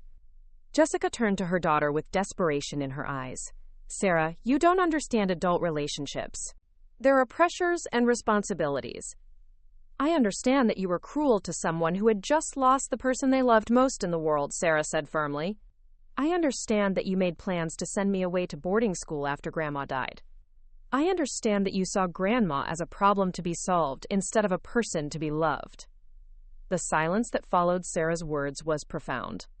Jessica looked around the table at her family, her husband who was looking at her with disappointment, her daughter who was looking at her with something approaching disgust, and her mother-in-law who was looking at her with calm assessment. "This isn't how I wanted things to go," Jessica said weakly. "How did you want them to go?" I asked. I wanted us to be a family. I wanted to take care of everyone and have everyone be happy." "You wanted to take care of everyone?" Michael's voice was incredulous. "Jess, you were planning to put my mother in the cheapest assisted living facility you could find and send our daughter to boarding school. That's not taking care of people. That's getting rid of them. I was trying to make the best decisions for everyone." "No," I interrupted, gently but firmly. "You were trying to make the best decisions for you. And that's not necessarily wrong, Jessica. It's human nature to prioritize your own comfort and convenience. But let's not pretend it was altruistic." Jessica's composure finally cracked completely. "Fine," she shouted. "Fine, I was thinking about myself. I was thinking about having my house back. About having privacy with my husband. About not having to tiptoe around an old woman who judged everything I did." The honesty was jarring, but it was also somehow refreshing after months of manipulation and false concern. "I was tired of feeling like a guest in my own home," she continued. "I was tired of feeling like everything I did was being evaluated and found wanting. I was tired of pretending to care about someone who clearly looked down on me." "I never looked down on you," I said quietly. "Yes, you did." Jessica's voice was raw now. "From the day Michael and I got married, you looked at me like I wasn't good enough for him. Like I was some gold digger who trapped your precious son." The accusation caught me off guard because there was a grain of truth in it. In the early years of their marriage, I had worried that Jessica was more interested in the lifestyle Michael could provide than in Michael himself. But I thought I had hidden those concerns. "You're right," I said, surprising everyone at the table. "In the beginning, I did have concerns about your motivations. You seemed very focused on material things, on status, on appearances. I worried that you might not be marrying Michael for the right reasons. Jessica looked vindicated, but I wasn't finished. But I kept those concerns to myself, and I tried to build a relationship with you anyway. When you were pregnant with Sarah, I was excited to be a grandmother. When you decorated your first apartment, I complimented your taste. When you started working at the boutique, I supported your career. I tried to be a good mother-in-law. You tried to control everything. I tried to be helpful, I corrected. And when my help wasn't wanted, I backed off. I invited you to family events but didn't pressure you to attend. I offered advice when asked but didn't give it unsolicited. I respected your boundaries as Michael's wife and Sarah's mother. I paused, looking directly at her. But you're right about one thing, Jessica. I was watching you, I was evaluating your character, your kindness, your loyalty to family. And for 18 years, you passed those evaluations. You were polite, respectful, and appropriately affectionate. I thought I had been wrong about my initial concerns. So what changed? Michael asked. What changed, I said, is that I became vulnerable. I became someone who needed help, instead of someone who could provide it. And that's when Jessica's true character emerged. The table was silent, as everyone absorbed this. People's true selves come out when they think there are no consequences for their actions, I continued. When Jessica thought I was powerless, when she thought I had no options and no resources, she felt free to show me who she really was. And who she really was turned out to be someone who saw kindness as weakness and family obligations as inconveniences. Jessica was crying now, but they weren't tears of remorse. They were tears of frustration and self-pity. This isn't fair, she sobbed. I'm not a monster. I wanted my life back. I wanted things to be normal again. Normal? Sarah's voice was quiet but sharp. What's normal about calling your grandmother a leech? What's normal about trying to force an old woman into a nursing home so you can have more space? Jessica turned to her daughter with desperation. Sarah, please, you have to understand. I do understand, Mom, Sarah said sadly. I understand that when things get difficult, your first instinct is to get rid of the difficulty rather than deal with it compassionately. The conversation continued for another hour, going in circles as Jessica alternated between making excuses, blaming circumstances, and occasionally glimpsing the reality of what she had done before retreating back into justification. It became clear that she was not ready to take full responsibility for her actions, and that any reconciliation would require a fundamental change in her character that she might not be capable of making. Finally, Michael stood up. I think that's enough for tonight, he said. Jessica, I think you should go back to your sisters. We all need more time to process this. Michael, please. No, he said firmly. This conversation has shown me that you're not ready to acknowledge the full scope of what happened here. Until you are, there's nothing more to discuss. As Jessica gathered her things and left, the house settled into a different kind of quiet. Not the charged, tense silence of the morning, but a sad, contemplative peace. Are you okay? I asked Sarah, who had shown remarkable maturity throughout the difficult conversation. I think so, she said. It's weird, but I feel better knowing the truth, even if it's ugly. The truth usually is better, Michael agreed, even when it hurts. As we prepared for bed, my last night in that house, I reflected on how much had changed in just 3 days. The experiment that had begun 8 months earlier was truly over now. The results were documented, the consequences were being implemented, and the new reality was taking shape. Tomorrow I would move back to my own house. Tomorrow I would begin the next chapter of my life. And tomorrow my family would continue to navigate the aftermath of learning that sometimes the people we think we know best are strangers. And sometimes the people we think are powerless are actually the ones holding all the cards. The truth, as I had told Sarah, was usually better than illusion, but it was also usually more complicated than anyone expected. Get a job and stop being a leech! My daughter-in-law screamed across the dinner table, her face red with rage. I burst out laughing and pulled out my phone. Honey, I said calmly, scrolling through something that made my eyes sparkle with amusement. Let me show you something that might change your perspective. What happened next left my entire family speechless and changed everything forever. Follow my story until the end and comment the city you're watching from so I can see how far my story has reached. I'm Eleanor Catherine Morrison, and at 70 years old, I thought I'd earned the right to live quietly and peacefully. For the past 2 years, since my beloved husband Harold passed away from a sudden heart attack, I've been staying with my son Michael and his wife Jessica in their modest suburban home in Lakewood, Colorado, just outside Denver. To everyone around me, neighbors, friends, even my own family, I appeared to be exactly what Jessica called me, a dependent old woman living off their generosity, contributing nothing, taking up space. I let them believe that. I had my very good reasons. Harold and I had been married for 47 wonderful years before that terrible March morning when I found him collapsed in our garden, his hands still dirty from planting the spring bulbs he'd been so excited about.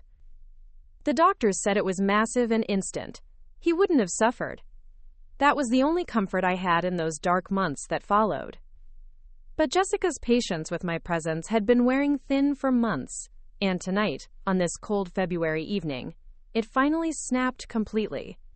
What she didn't know, what none of them knew, was that her explosive outburst was about to reveal a truth that would turn our entire family dynamic upside down and expose exactly what kind of people they really were when they thought no one important was watching. Let me take you back to how this all began, because the story you're about to hear isn't just about tonight's confrontation. It's about 2 years of careful observation, mounting tensions, and a secret so significant that it would change everything. When Harold died, I was devastated. We'd built a beautiful life together in our Victorian home on Maple Street, the same house where we'd raised Michael, where we'd hosted countless dinner parties, where Harold had proposed to me on the front porch swing that he'd built with his own hands. That house held 30 years of memories. But after Harold's funeral, it felt like a museum of a life that no longer existed. Michael, my only child, was genuinely concerned about me. At 45, he'd inherited his father's kind heart and thoughtful nature. "Mom," he said gently one evening about a month after the funeral, "Jessica and I have been talking. We don't think you should be alone in that big house. Why don't you come stay with us for a while, just until you figure out what you want to do?" Jessica, his wife of 18 years, stood behind him nodding supportively, but I caught something in her eyes. A calculation, a measuring look that made me pause. She was 42, blonde, perfectly put together, and had always been polite to me but never warm. She worked part-time at a high-end boutique downtown and took great pride in their home's appearance and their family's image in the community. "That's very thoughtful of you both," I said, genuinely touched by Michael's offer, "just for a little while until I can sort through everything." What I didn't tell them was that I didn't need sorting through. Harold and I had been very careful with our finances throughout our marriage. We'd invested wisely, saved diligently, and built something substantial. But Harold had always handled the visible aspects of our wealth, the investments, the business dealings, the financial planning. To most people, including our family, I appeared to be just a housewife who might have a modest widow's pension and whatever small inheritance Harold had left behind. The truth was far more complex, but I wasn't ready to share it yet. I wanted to see who my family really was when they thought I was vulnerable and dependent. I moved into their guest room in April, bringing only a few suitcases of clothes and personal items. The rest of my belongings stayed in the Maple Street house, which I told them I was figuring out what to do with. This was partially true. I was figuring out what to do, just not in the way they assumed. Their house was a nice suburban 2-story in one of those neighborhoods where every lawn is perfectly manicured and every mailbox matches. Michael worked as a mid-level manager at Rocky Mountain Insurance, making a decent but unremarkable salary. Jessica's boutique job brought in some additional income, but it was clear they were living paycheck to paycheck like so many families, stretching to maintain their lifestyle and keep up appearances. Their daughter Sarah, my granddaughter, was 16 then, a sweet, intelligent girl who was genuinely happy to have me around. She'd always been close to me, and having her grandmother in the house seemed like an adventure to her. Sarah was the bright spot in those early weeks, chattering about school, her friends, her dreams of studying art in college. "Grandma Ellie," she said one evening while helping me unpack, "I'm so glad you're here. The house feels more like home with you in it." Those words warmed my heart and reminded me why I was doing this experiment in the first place. I wanted to know who would stand by me if I truly needed them, and who was just tolerating my presence out of obligation. Initially, everyone was on their best behavior. Jessica made an effort to include me in meal planning, asked about my preferences, and even suggested we have weekly girls' days, where we could shop or get our nails done together. Michael checked on me constantly, worried about my emotional state and whether I was eating enough. "Mom, you've lost weight," he said during my second week there, his forehead creased with concern. "Are you taking care of yourself?" I was touched by his genuine worry, but I also noticed how Jessica's smile became tighter whenever he paid attention to me. She'd change the subject quickly, or find some urgent task that needed Michael's immediate attention. During this honeymoon phase, I played the role of the grateful, slightly overwhelmed widow perfectly. I helped with light housework, watched television in the living room, took gentle walks around the neighborhood, and generally tried to stay out of the way. I praised Jessica's cooking, complimented their home, and expressed frequent gratitude for their generosity. But I was also watching, observing, learning. I noticed how Jessica spoke to the cleaning lady who came twice a month. Dismissive, cold, treating her like she was invisible.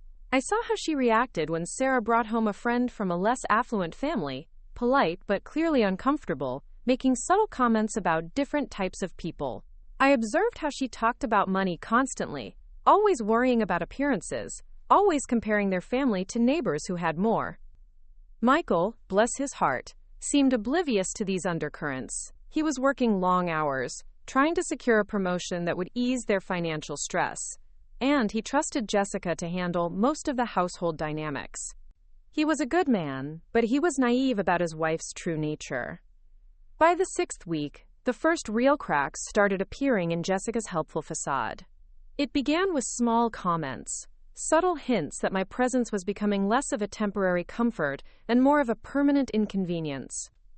"Eleanor," she said one morning while making coffee, "have you given any thought to what you want to do long term? I mean, this arrangement is working fine for now, but we probably should start thinking about your future plans."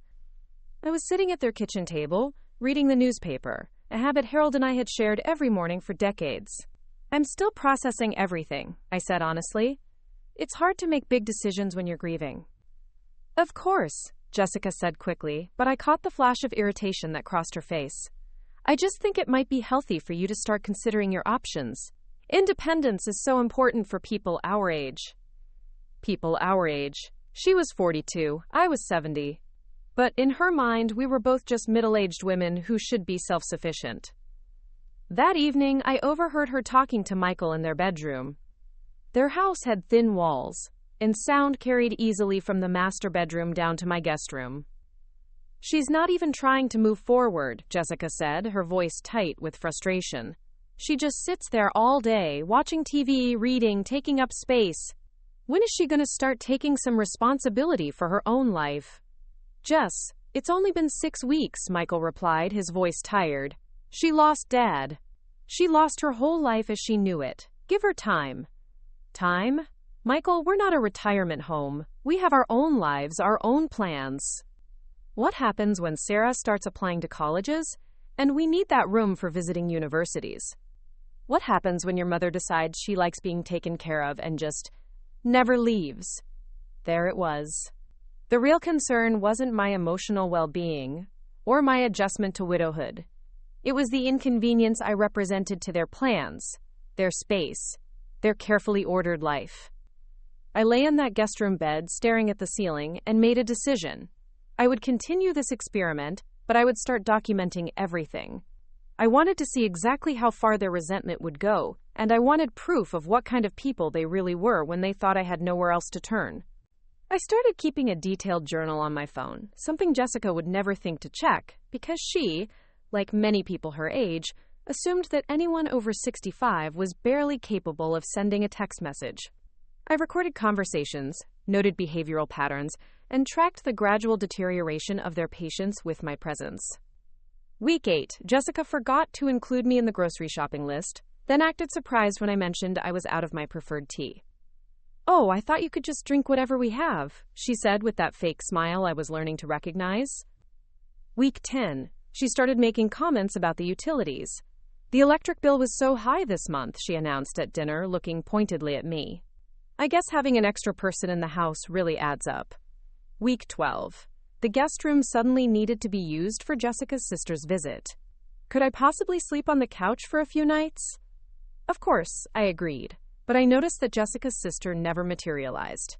The room sat empty while I spent 3 uncomfortable nights on their living room sofa.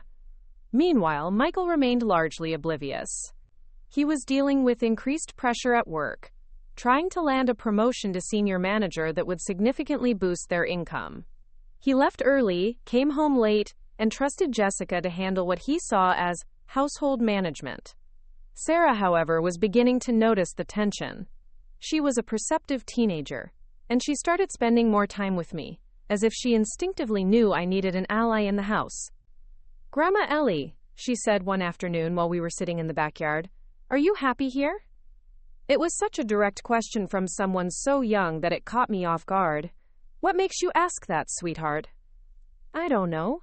Sometimes I feel like Mom gets weird when you're around. Like, she's nice to you, but it doesn't feel real nice. Does that make sense?" It made perfect sense. Sarah had inherited her father's emotional intelligence and her grandfather's ability to see past surface appearances. "Your mother is adjusting to having me here," I said carefully. "It's not easy when family dynamics change." "But your family," Sarah said simply. "Isn't that what family does? Take care of each other?" Out of the mouths of babes. My 16-year-old granddaughter understood something about loyalty and family obligation that her mother, at 42, had never grasped. By month 4, Jessica had dropped most pretense of patience or kindness. The comments became more direct, the inconveniences more deliberate, and the message clearer. I was no longer welcome, but she wanted me to be the one to leave so she wouldn't look like the villain. She started rearranging the house in ways that made my presence more difficult. My favorite chair in the living room was suddenly moved to the basement because it didn't fit the decor anymore. The guest room thermostat was mysteriously broken, leaving me either freezing or sweltering depending on the season. Meals began to be planned without consulting me, and when I asked about dinner plans, I'd get responses like, "Oh, we're having fish tonight. I forgot you don't like salmon. There's some leftover soup in the fridge." But the most telling incidents were the social ones. When neighbors came over, Jessica would introduce me as Michael's mother, who's staying with us temporarily while she figures out her living situation. When friends called and I answered the phone, she'd take it from me with an apologetic smile and say things like, "Sorry, that was Eleanor. She's been helping around the house." Helping around the house, as if I were hired help rather than family. The breaking point should have come during month 5, when Jessica started bringing home rental listings and senior living brochures. She'd leave them strategically placed where I couldn't miss them, on my bedside table, next to my coffee cup, propped against the bathroom mirror. "I saw this lovely senior community downtown," she'd say brightly. "They have activities and meals included. It might be perfect for someone in your situation." Someone in my situation, a burden, a dependent, a leech. But I didn't break. Instead, I continued documenting, continued observing, and continued waiting for the perfect moment to reveal the truth about my situation. By the time we reached month 6, the hostility was barely concealed. Jessica had stopped pretending to care about my comfort or feelings. She spoke to me the way someone might address an unwelcome houseguest who had overstayed their welcome by months. Michael, finally beginning to sense the tension, tried to mediate without understanding the full scope of what was happening. "Maybe we should all sit down and talk about long-term plans," he suggested one evening after dinner. "Mom, I want you to know you're welcome here as long as you need to be, but maybe it would help if we had some kind of timeline or goal in mind."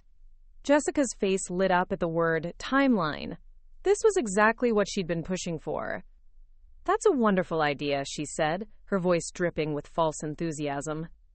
"Eleanor, what do you think would be a reasonable time frame for you to transition to independence?" Independence. As if I hadn't been independent for 70 years before my husband died. "I'm still working through some financial matters," I said truthfully. "It's complicated when you lose a spouse. There are legal issues, estate matters, insurance policies. These things take time." This was true, but not in the way they assumed. I was indeed working through financial matters, but I was consolidating assets, not struggling to figure out how to survive on a fixed income. Jessica's patience with even this reasonable explanation was visibly strained. How much time do you think these matters will take? It's hard to say, I replied. Could be months, could be longer.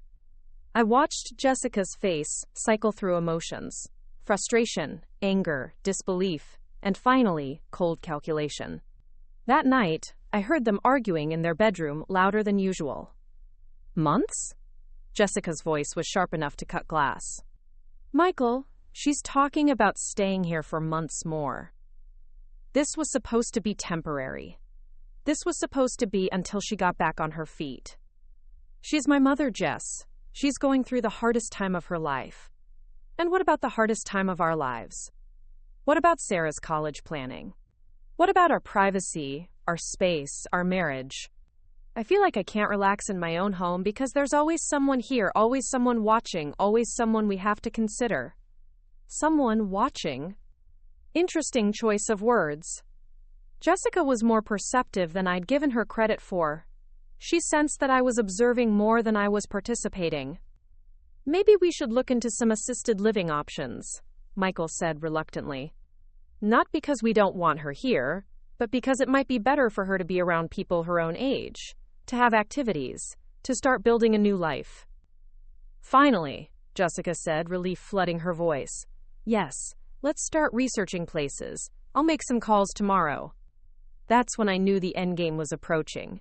Jessica was going to start applying pressure to move me into a facility, and Michael was going to go along with it because he genuinely thought it might be what was best for me. They had no idea what they were about to unleash. This brings us to tonight, to the dinner that changed everything. Jessica had spent the day researching senior living facilities, and she came to the table armed with brochures, pricing information, and what she clearly thought was a compelling argument for why I needed to move out immediately. Eleanor, she began, her voice taking on that patronizing tone that made my skin crawl. I've found some wonderful options for you. There's a lovely place called Golden Years Manor that has activities, meal service, and really nice apartments. The waiting list isn't too long, and with your situation, you might qualify for some assistance programs. Assistance programs. She thought I needed charity. I appreciate you researching options, I said calmly, but I'm not ready to make that kind of decision yet. Not ready? Jessica's voice pitched higher. Eleanor, it's been 8 months. 8 months of us supporting you, housing you, feeding you. When exactly will you be ready to take some responsibility for your own life? Michael looked uncomfortable. Jess, maybe we could. No, Michael, Jessica cut him off. I'm tired of tiptoeing around this. Your mother needs to face reality. She can't just live here indefinitely, contributing nothing, expecting us to take care of her like she's a child. Sarah looked up from her homework, sensing the tension escalating beyond normal family disagreement. I do contribute, I said quietly. I help with housework. I cook sometimes.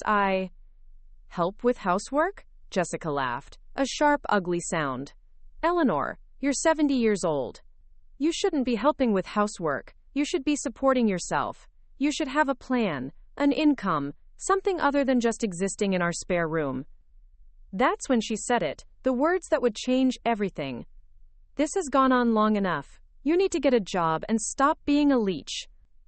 The word leech hung in the air like a toxic cloud. Michael went pale. Sarah gasped audibly, and I burst out laughing. Not polite laughter, not nervous laughter. Deep, genuine, delighted laughter that came from somewhere profound and amused. I laughed so hard that tears formed in my eyes, and I had to put my hand on the table to steady myself. Jessica stared at me like I'd lost my mind. What is so funny? I pulled out my phone, the same phone they'd all dismissed as just an old woman's way of staying connected to the outside world. My fingers moved across the screen with the practiced ease of someone who knew exactly what they were looking for. Honey, I said, my voice still bubbling with amusement, let me show you something that might change your perspective. And that's when I opened my banking app and turned the screen toward Jessica, showing her the account balance that would transform this conversation and our relationship forever. The number on that screen was about to reveal that the leech she'd been supporting was actually someone with enough money to buy their house 3 times over, and that everything she thought she knew about me, about this situation, about who had the power in this family, was about to be turned completely upside down. What happened next would leave them all speechless and change everything forever. 6 months later, I stood in the kitchen of my own home, preparing dinner for a family gathering that would have been unimaginable a year ago. The late spring sunshine streamed through the windows that Harold had insisted on enlarging when we renovated the kitchen 15 years earlier, and I could hear Sarah's laughter drifting down from her room upstairs where she was video chatting with friends about their upcoming graduation. The changes in our family hadn't happened overnight, but they had been profound and, I believed, permanent. Sometimes the most dramatic transformations are the ones that happen slowly, built on thousands of small choices and daily recommitments to new ways of being.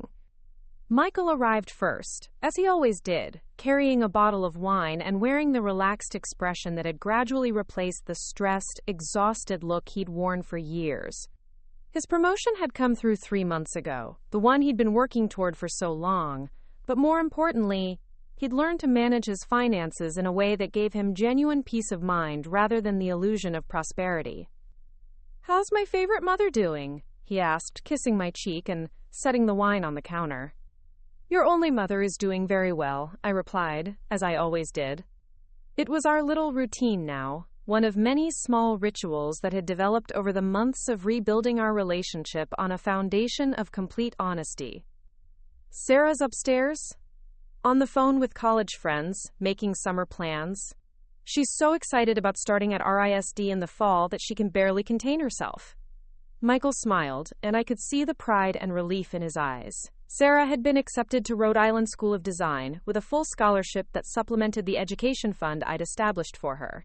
More importantly, she was pursuing her dreams with the confidence that comes from knowing she has family support, no matter what. "Any word from Jessica today?" I asked, as I always did. Not because I particularly cared about Jessica's daily activities, but because I cared about Michael's ongoing emotional process.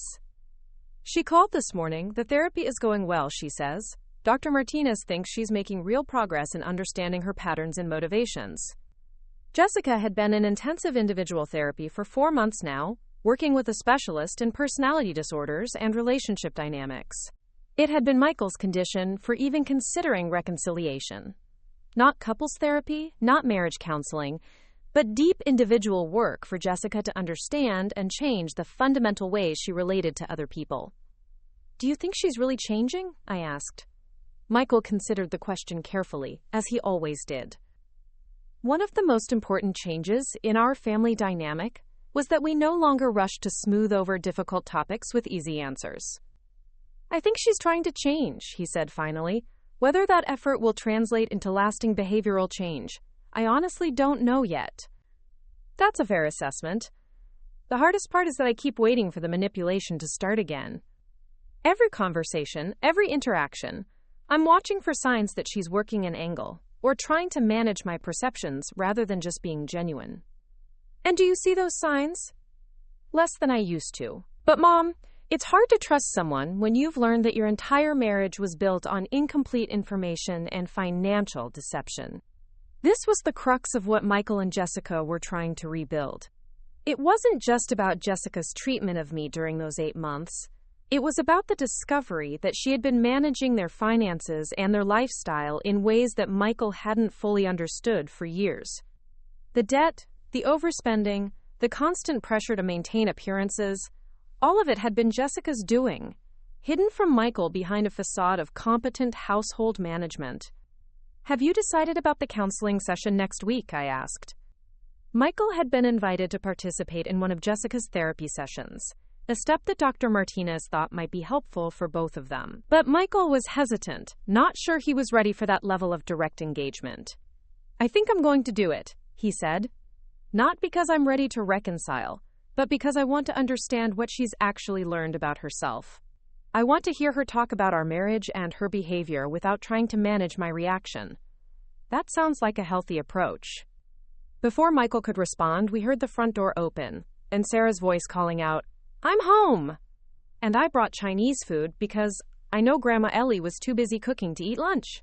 Quote, "Sarah had officially moved in with me 2 months ago, after Michael and Jessica decided to try a trial separation to work on their individual issues without the daily pressure of living together.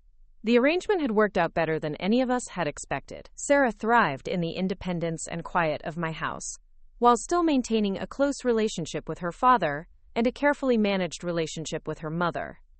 "Perfect timing," I called back. "Your dad just got here." Sarah bounced into the kitchen carrying bags of takeout, her long hair pulled back in a messy bun, and her face glowing with the kind of happiness that comes from feeling secure in your place in the world. "Dad, guess what happened today?" "Tell me everything," Michael said, giving his daughter the kind of focused attention that had become his trademark since our family crisis. One of the positive changes that had emerged from all the turmoil was that Michael had learned to prioritize his relationships over his work responsibilities.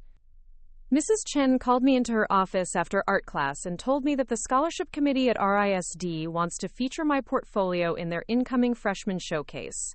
Apparently, they only select 5 students each year, and it's a huge honor, and it might lead to work-study opportunities with visiting artists. "Sarah, that's incredible!" Michael swept her into a hug, and I felt my heart warm at the sight of them together. This was what family was supposed to look like. People celebrating each other's successes without calculation or competition. "And," Sarah continued, barely pausing for breath, "Professor Williams said that if I'm interested, there might be opportunities to do some freelance design work this summer. Nothing major, just small projects, but it would give me real experience and help me build a professional portfolio. Are you interested?" I asked. "Very interested, but I want to make sure I still have time to spend here with you, Grandma. I don't want to be so busy that we don't get to have our Saturday morning garden walks and our Wednesday evening cooking experiments." This was another one of the traditions that had developed over the past few months. Saturday mornings, Sarah and I would walk through Harold's garden, discussing everything from college plans to philosophy to family dynamics. Wednesday evenings, we would try new recipes together, often cuisines we'd never attempted before. These rituals had become as important to me as they seemed to be to Sarah. "We'll make it work," I assured her. "Besides, I'm proud of you for pursuing opportunities that will help you grow as an artist." "Speaking of growing as an artist," Sarah said, suddenly looking more serious, "I want to ask you both something, and I want you to be completely honest with me." Michael and I exchanged glances. We had learned to take Sarah's serious requests very seriously indeed. "What is it, sweetheart?" Michael asked. "I want to know if you think I should see Mom before I leave for college in the fall." The question had been hanging over our family for weeks. Jessica had been asking through Michael to have a conversation with Sarah, to try to rebuild their relationship before Sarah left home.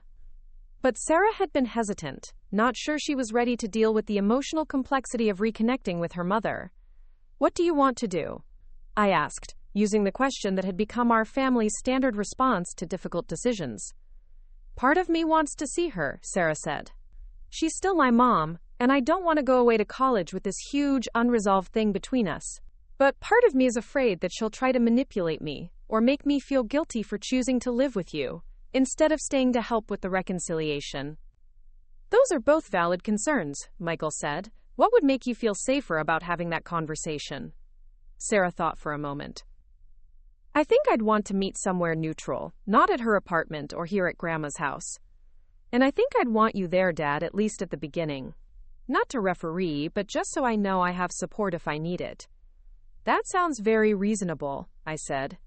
"And Sarah, you should know that whatever you decide, you have our complete support. If you want to rebuild a relationship with your mother, we'll help you do that safely. If you decide you're not ready for that, we'll respect that decision too. There's no wrong choice here," Michael added. "Your emotional well-being is more important than anyone else's feelings or expectations." Sarah smiled, and I could see some of the tension leave her shoulders. "Thank you, both of you. I don't think I've ever felt so supported, so free to make my own decisions without worrying about disappointing people." Quote, "It was a profound statement from a 17-year-old, and it highlighted one of the most important changes that had emerged from our family crisis. We had all learned the difference between support that comes with strings attached and support that comes with no conditions except love. As we unpacked the Chinese food and settled around my kitchen table, I found myself reflecting on how much had changed since that explosive dinner 6 months ago. The surface changes were obvious: where people lived, how money was managed, who talked to whom and when. But the deeper changes were more significant and more lasting.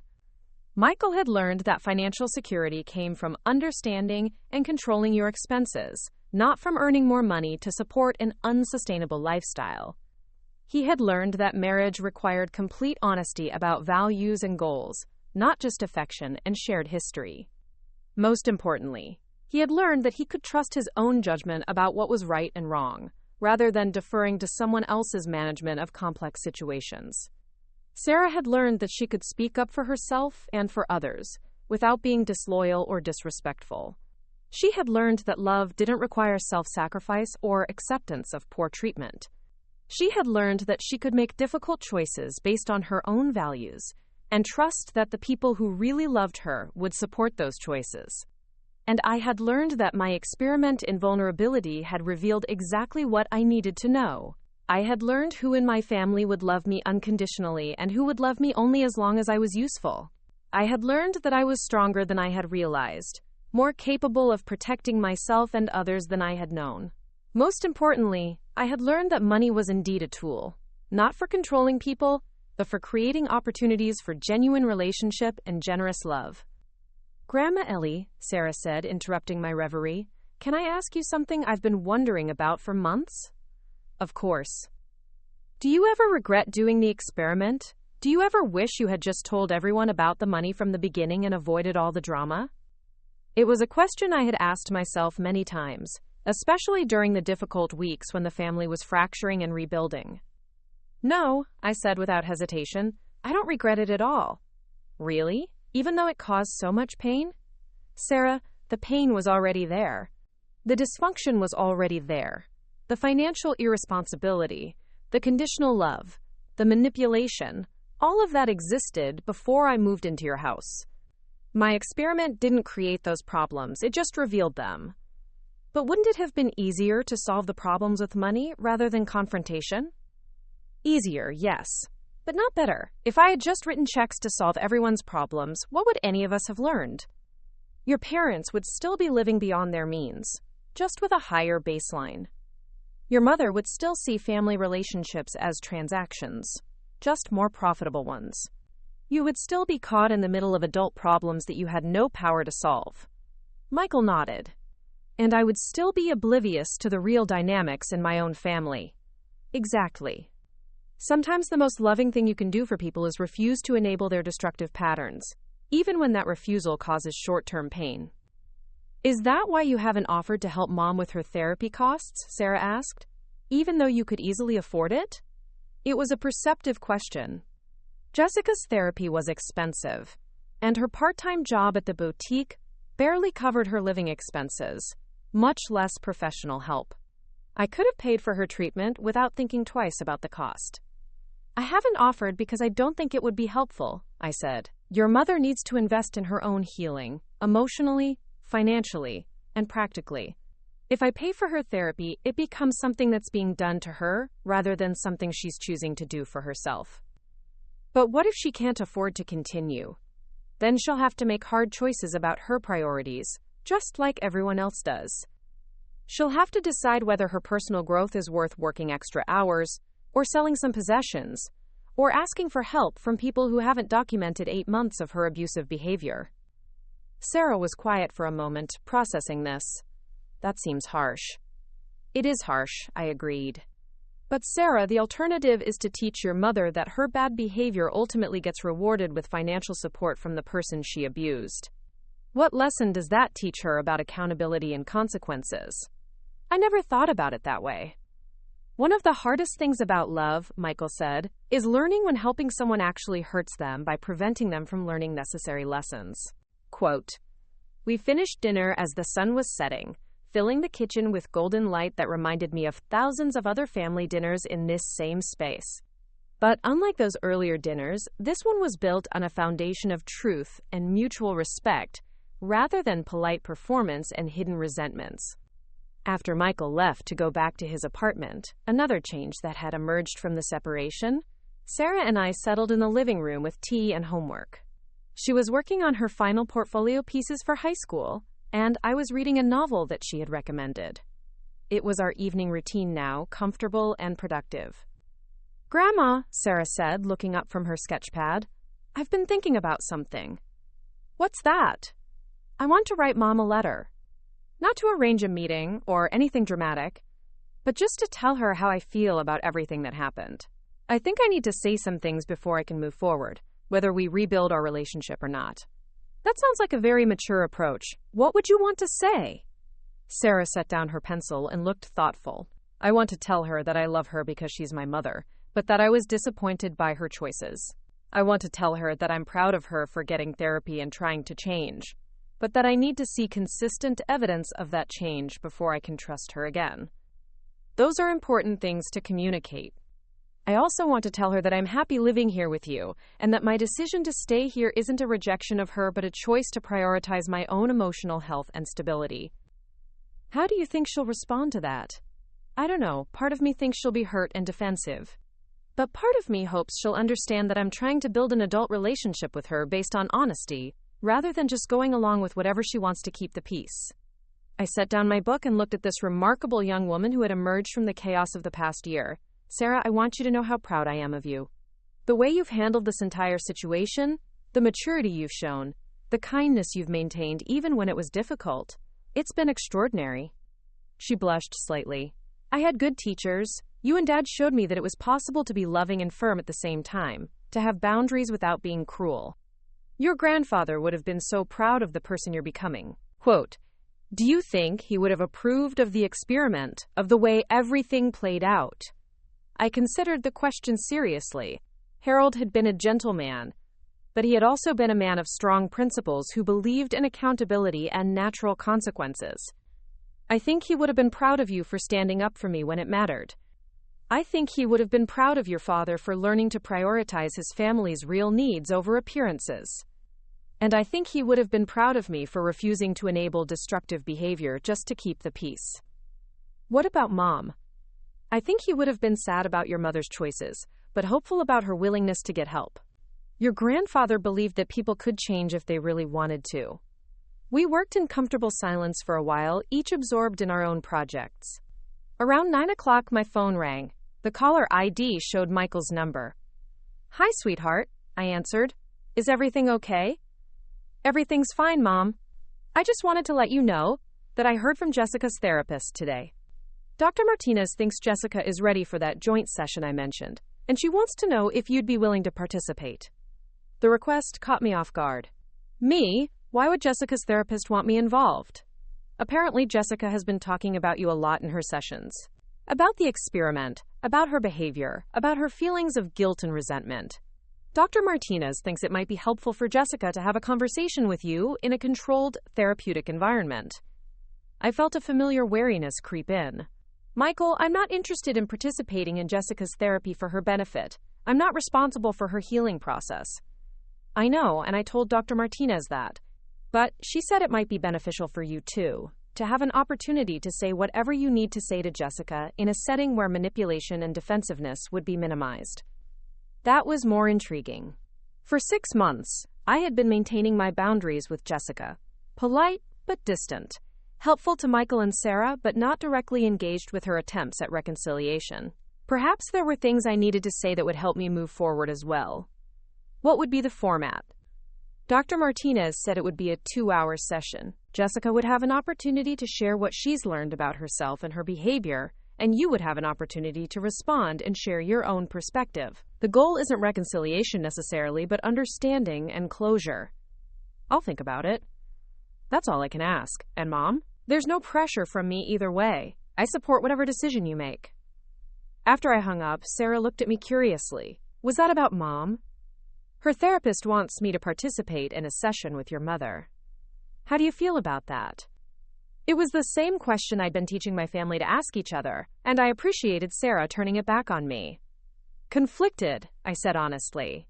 Part of me thinks I've said everything I need to say to your mother. But part of me wonders if there might be value in having one final, completely honest conversation. What would you want to say to her? I thought about it. I think I'd want to tell her that her behavior had consequences beyond just our family dynamics. I'd want her to understand that she damaged her relationship with you, potentially permanently. I'd want her to understand that trust, once broken the way she broke it, might never be fully repaired. That sounds important. But I'd also want to tell her that I hope she finds peace and happiness, and that I bear her no personal ill will. I don't want to carry anger or resentment forward into the rest of my life. That sounds important too. Sarah was right. Maybe there was value in a structured conversation that would allow me to express both accountability and forgiveness. To close this chapter of our family story in a way that honored both truth and compassion. I think I might do it, I said. I think that's brave. 2 weeks later, I found myself sitting in Dr. Martinez's office, a comfortable space with soft lighting and carefully chosen artwork that was clearly designed to encourage honest conversation. Jessica sat across from me, looking more subdued than I had ever seen her, and Dr. Martinez sat between us with a legal pad and an expression of professional calm. Thank you both for being here, Dr. Martinez began. Jessica, why don't you start by sharing what you'd like Eleanor to understand about your work in therapy? Jessica took a deep breath and looked directly at me for the first time in months. Eleanor, I want you to know that I understand now that what I did to you was abuse. Not just unkindness, not just stress-related behavior, but systematic emotional abuse of an elderly family member who was grieving and vulnerable. It was a stronger acknowledgement than I had expected, and I felt some of the tension in my shoulders ease. I want you to understand that my behavior came from my own insecurity and fear, but that those feelings don't excuse what I did. I was terrified of losing control over my life, my home, my family dynamics, and I channeled that fear into cruelty towards someone I perceived as powerless. Dr. Martinez nodded encouragingly. What else, Jessica? I want Eleanor to know that I'm ashamed of the person I became during those 8 months. I'm ashamed that I used my own daughter to gather information about her grandmother. I'm ashamed that I discussed her death as if it would be a convenience. I'm ashamed that I saw her grief and vulnerability as opportunities to manipulate the situation to my advantage. Jessica's voice was shaking now, and I could see tears forming in her eyes. Most of all, I want you to know that I understand why you can never trust me again. I understand why you won't help me financially or personally. I understand that the consequences of my behavior extend far beyond just our relationship, that I damaged my marriage, my relationship with my daughter, and my own sense of who I am as a person. She paused, wiping her eyes with a tissue that Dr. Martinez handed her. I don't expect forgiveness, and I don't expect reconciliation. I just want you to know that I see the truth of what I did, and I'm committed to becoming someone who would never treat another person that way again. The silence that followed was heavy with emotion. I found myself moved by Jessica's words, while also remaining cautious about their meaning. Thank you for saying that, Jessica, I said finally. I can hear that you've done some difficult work to reach that understanding. Dr. Martinez turned to me. Eleanor, what would you like Jessica to understand from your perspective? I had prepared for this question, but sitting across from Jessica, seeing her genuine distress, I found myself wanting to be both truthful and compassionate. Jessica, I want you to understand that the experiment I conducted wasn't designed to hurt you or trap you. It was designed to reveal the truth about our family dynamics, and unfortunately, the truth was painful. I understand that now, Jessica said quietly. I also want you to understand that your behavior didn't just affect me. It affected Sarah, who spent months watching her mother be cruel to her grandmother and feeling powerless to stop it. It affected Michael, who has had to rebuild his understanding of his marriage and his family. It affected the entire foundation of trust that families need to function. Jessica nodded, fresh tears flowing. But I also want you to understand that I don't hate you, and I don't wish you ill. I hope your therapy helps you build healthier relationships going forward. I hope you find peace and happiness in your life. Even after everything I did, especially after everything you did, people who behave cruelly are usually people who are in pain themselves. I hope you can heal that pain in a way that doesn't require hurting other people. Dr. Martinez leaned forward. Eleanor, is there anything else you'd like Jessica to understand about the impact of her behavior? Yes, I want you to understand, Jessica, that the money was never the point. The point was discovering who would love me when they thought I couldn't do anything for them in return. You failed that test, but more importantly, you failed your own test of character. What do you mean? I mean that you had an opportunity to show kindness to someone in need, and you chose cruelty instead. You had an opportunity to build a meaningful relationship with your daughter's grandmother, and you chose manipulation instead. You had an opportunity to support your husband during his mother's grief, and you chose to create additional stress instead. I paused, making sure Jessica was really hearing me. The tragedy isn't that you missed out on my money, Jessica. The tragedy is that you missed out on the person you could have become if you had chosen differently. Jessica was sobbing now, but they seemed like cleansing tears rather than self-pitying ones. Is there any way, she asked through her tears, any way at all that we might someday have a different kind of relationship? I considered the question carefully. I think that depends entirely on who you become going forward. If you continue to do this work, if you continue to change the patterns that led to your behavior, if you rebuild trust with Michael and Sarah through consistent actions over time, then maybe. Really? Jessica, I'm 70 years old. I don't have time or energy for grudges. If you become someone who treats people with dignity and respect, if you become someone who can be trusted with family relationships, then I'm open to building something new with you. But not what we had before. We never had anything real before, I said gently. We had polite performance based on obligation. If we build something in the future, it will have to be based on genuine respect and affection earned through consistent behavior over time. Dr. Martinez smiled. That sounds like a healthy foundation for any potential future relationship. The session continued for another hour, covering practical topics like boundaries and communication and expectations. By the end, I felt a sense of closure that I hadn't expected. Not reconciliation, not restored trust, but a clean ending to one chapter, and the possibility of a different kind of beginning if Jessica continued her growth. As we prepared to leave, Jessica approached me hesitantly. Eleanor, I know I don't have the right to ask for anything from you, but I want you to know that I'm grateful for the wake-up call. I'm grateful that you forced me to see who I had become, even though it was painful. You're welcome, I said. And Jessica, I hope Michael and Sarah decide to give you another chance. But remember, whatever they decide, you'll have to earn their trust back through your actions, not your words. I understand. 3 months later, I received a graduation invitation in the mail. Not Sarah's high school graduation. I was already planning that celebration. But Jessica's graduation from an intensive therapy program focused on personality disorders and relationship patterns. I didn't attend the ceremony, but I sent a card with a simple message. Congratulations on your hard work.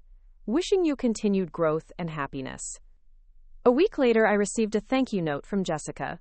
Your card meant more to me than you know. I hope that someday I'll be worthy of the grace you've shown me. Sarah did decide to have that conversation with her mother, in Michael's presence and with careful boundaries. It was the beginning of a slow, careful process of rebuilding their relationship on a foundation of honesty rather than obligation.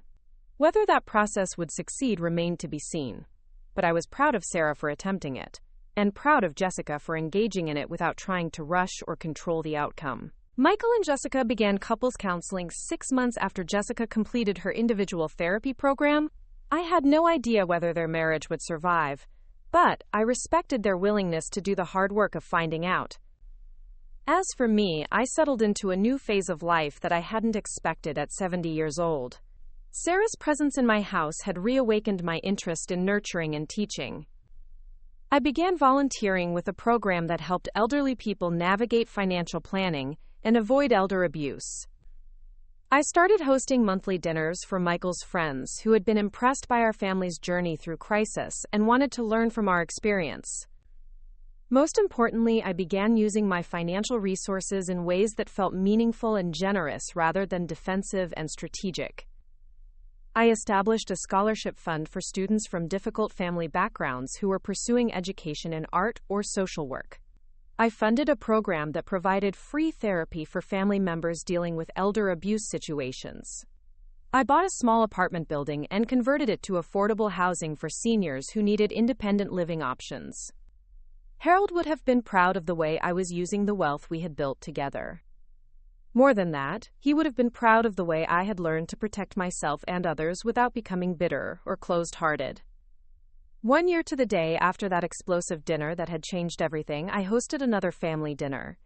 This time, it was a celebration. Sarah's acceptance to her dream school, Michael's successful completion of a financial planning course, and my own sense of having emerged from grief into a new and meaningful chapter of life. As we sat around the same table where so much drama had unfolded, I raised my glass of wine in a toast. To truth, I said. To the courage to see people as they really are, and to love them anyway when they deserve it. To truth, Michael echoed, raising his glass. To truth, Sarah agreed, raising her glass of sparkling cider. And to family, I added. Not the family we're born with or married into, but the family we choose to build through our daily choices about how to treat each other. To family, they said together. As we drank our toast, I felt Harold's presence in the room with us, not as a ghost or a memory, but as a foundation of love and values that continued to guide our choices even after he was gone. The experiment was over. The results were documented. The lessons were learned. And the life that had emerged from all that testing and growth was richer, more honest, and more genuinely loving than anything I could have imagined when I first walked into Michael and Jessica's house 8 months earlier, pretending to be helpless and dependent. Sometimes the best gifts come wrapped in the most difficult packages. Sometimes the most important lessons can only be learned through the most painful experiences. And sometimes the people who think they're in control discover that the people they've been underestimating are actually the ones holding all the cards. I had been called a leech by someone who was drowning in debt that I could have solved with a phone call. I had been dismissed as a burden by someone whose entire lifestyle was being subsidized by credit that I ended up paying off. I had been seen as powerless by someone who was actually powerless to change her own destructive patterns without help that only I could provide. The irony was complete, the justice was served, and the future was full of possibilities I was excited to explore. At 70 years old, I had learned that it's never too late to start over, never too late to demand better treatment, and never too late to become the person you were meant to be all along. And that lesson, more than all the money in my accounts, was the real treasure I had discovered during my 8 months of playing powerless. Now I'm curious about you who have followed my story to the end. Have you ever had to stand up for yourself when family members took you for granted? Have you ever discovered that people you trusted were treating you poorly when they thought there were no consequences? What would you have done in my situation? Comment below and share your thoughts. And if this story resonated with you, I'd love to hear how far it traveled. Comment the city you're watching from so I can see how many people understand that sometimes the greatest strength looks like vulnerability. And sometimes the most powerful thing you can do is let people show you who they really are. Thank you for following my journey until the very end. Remember, you're never too old to start over, never too powerless to demand respect, and never too late to choose love without sacrificing your dignity. The truth, as I learned, really is always better than illusion, even when it hurts, even when it's complicated, and even when it changes everything you thought you knew about the people closest to you.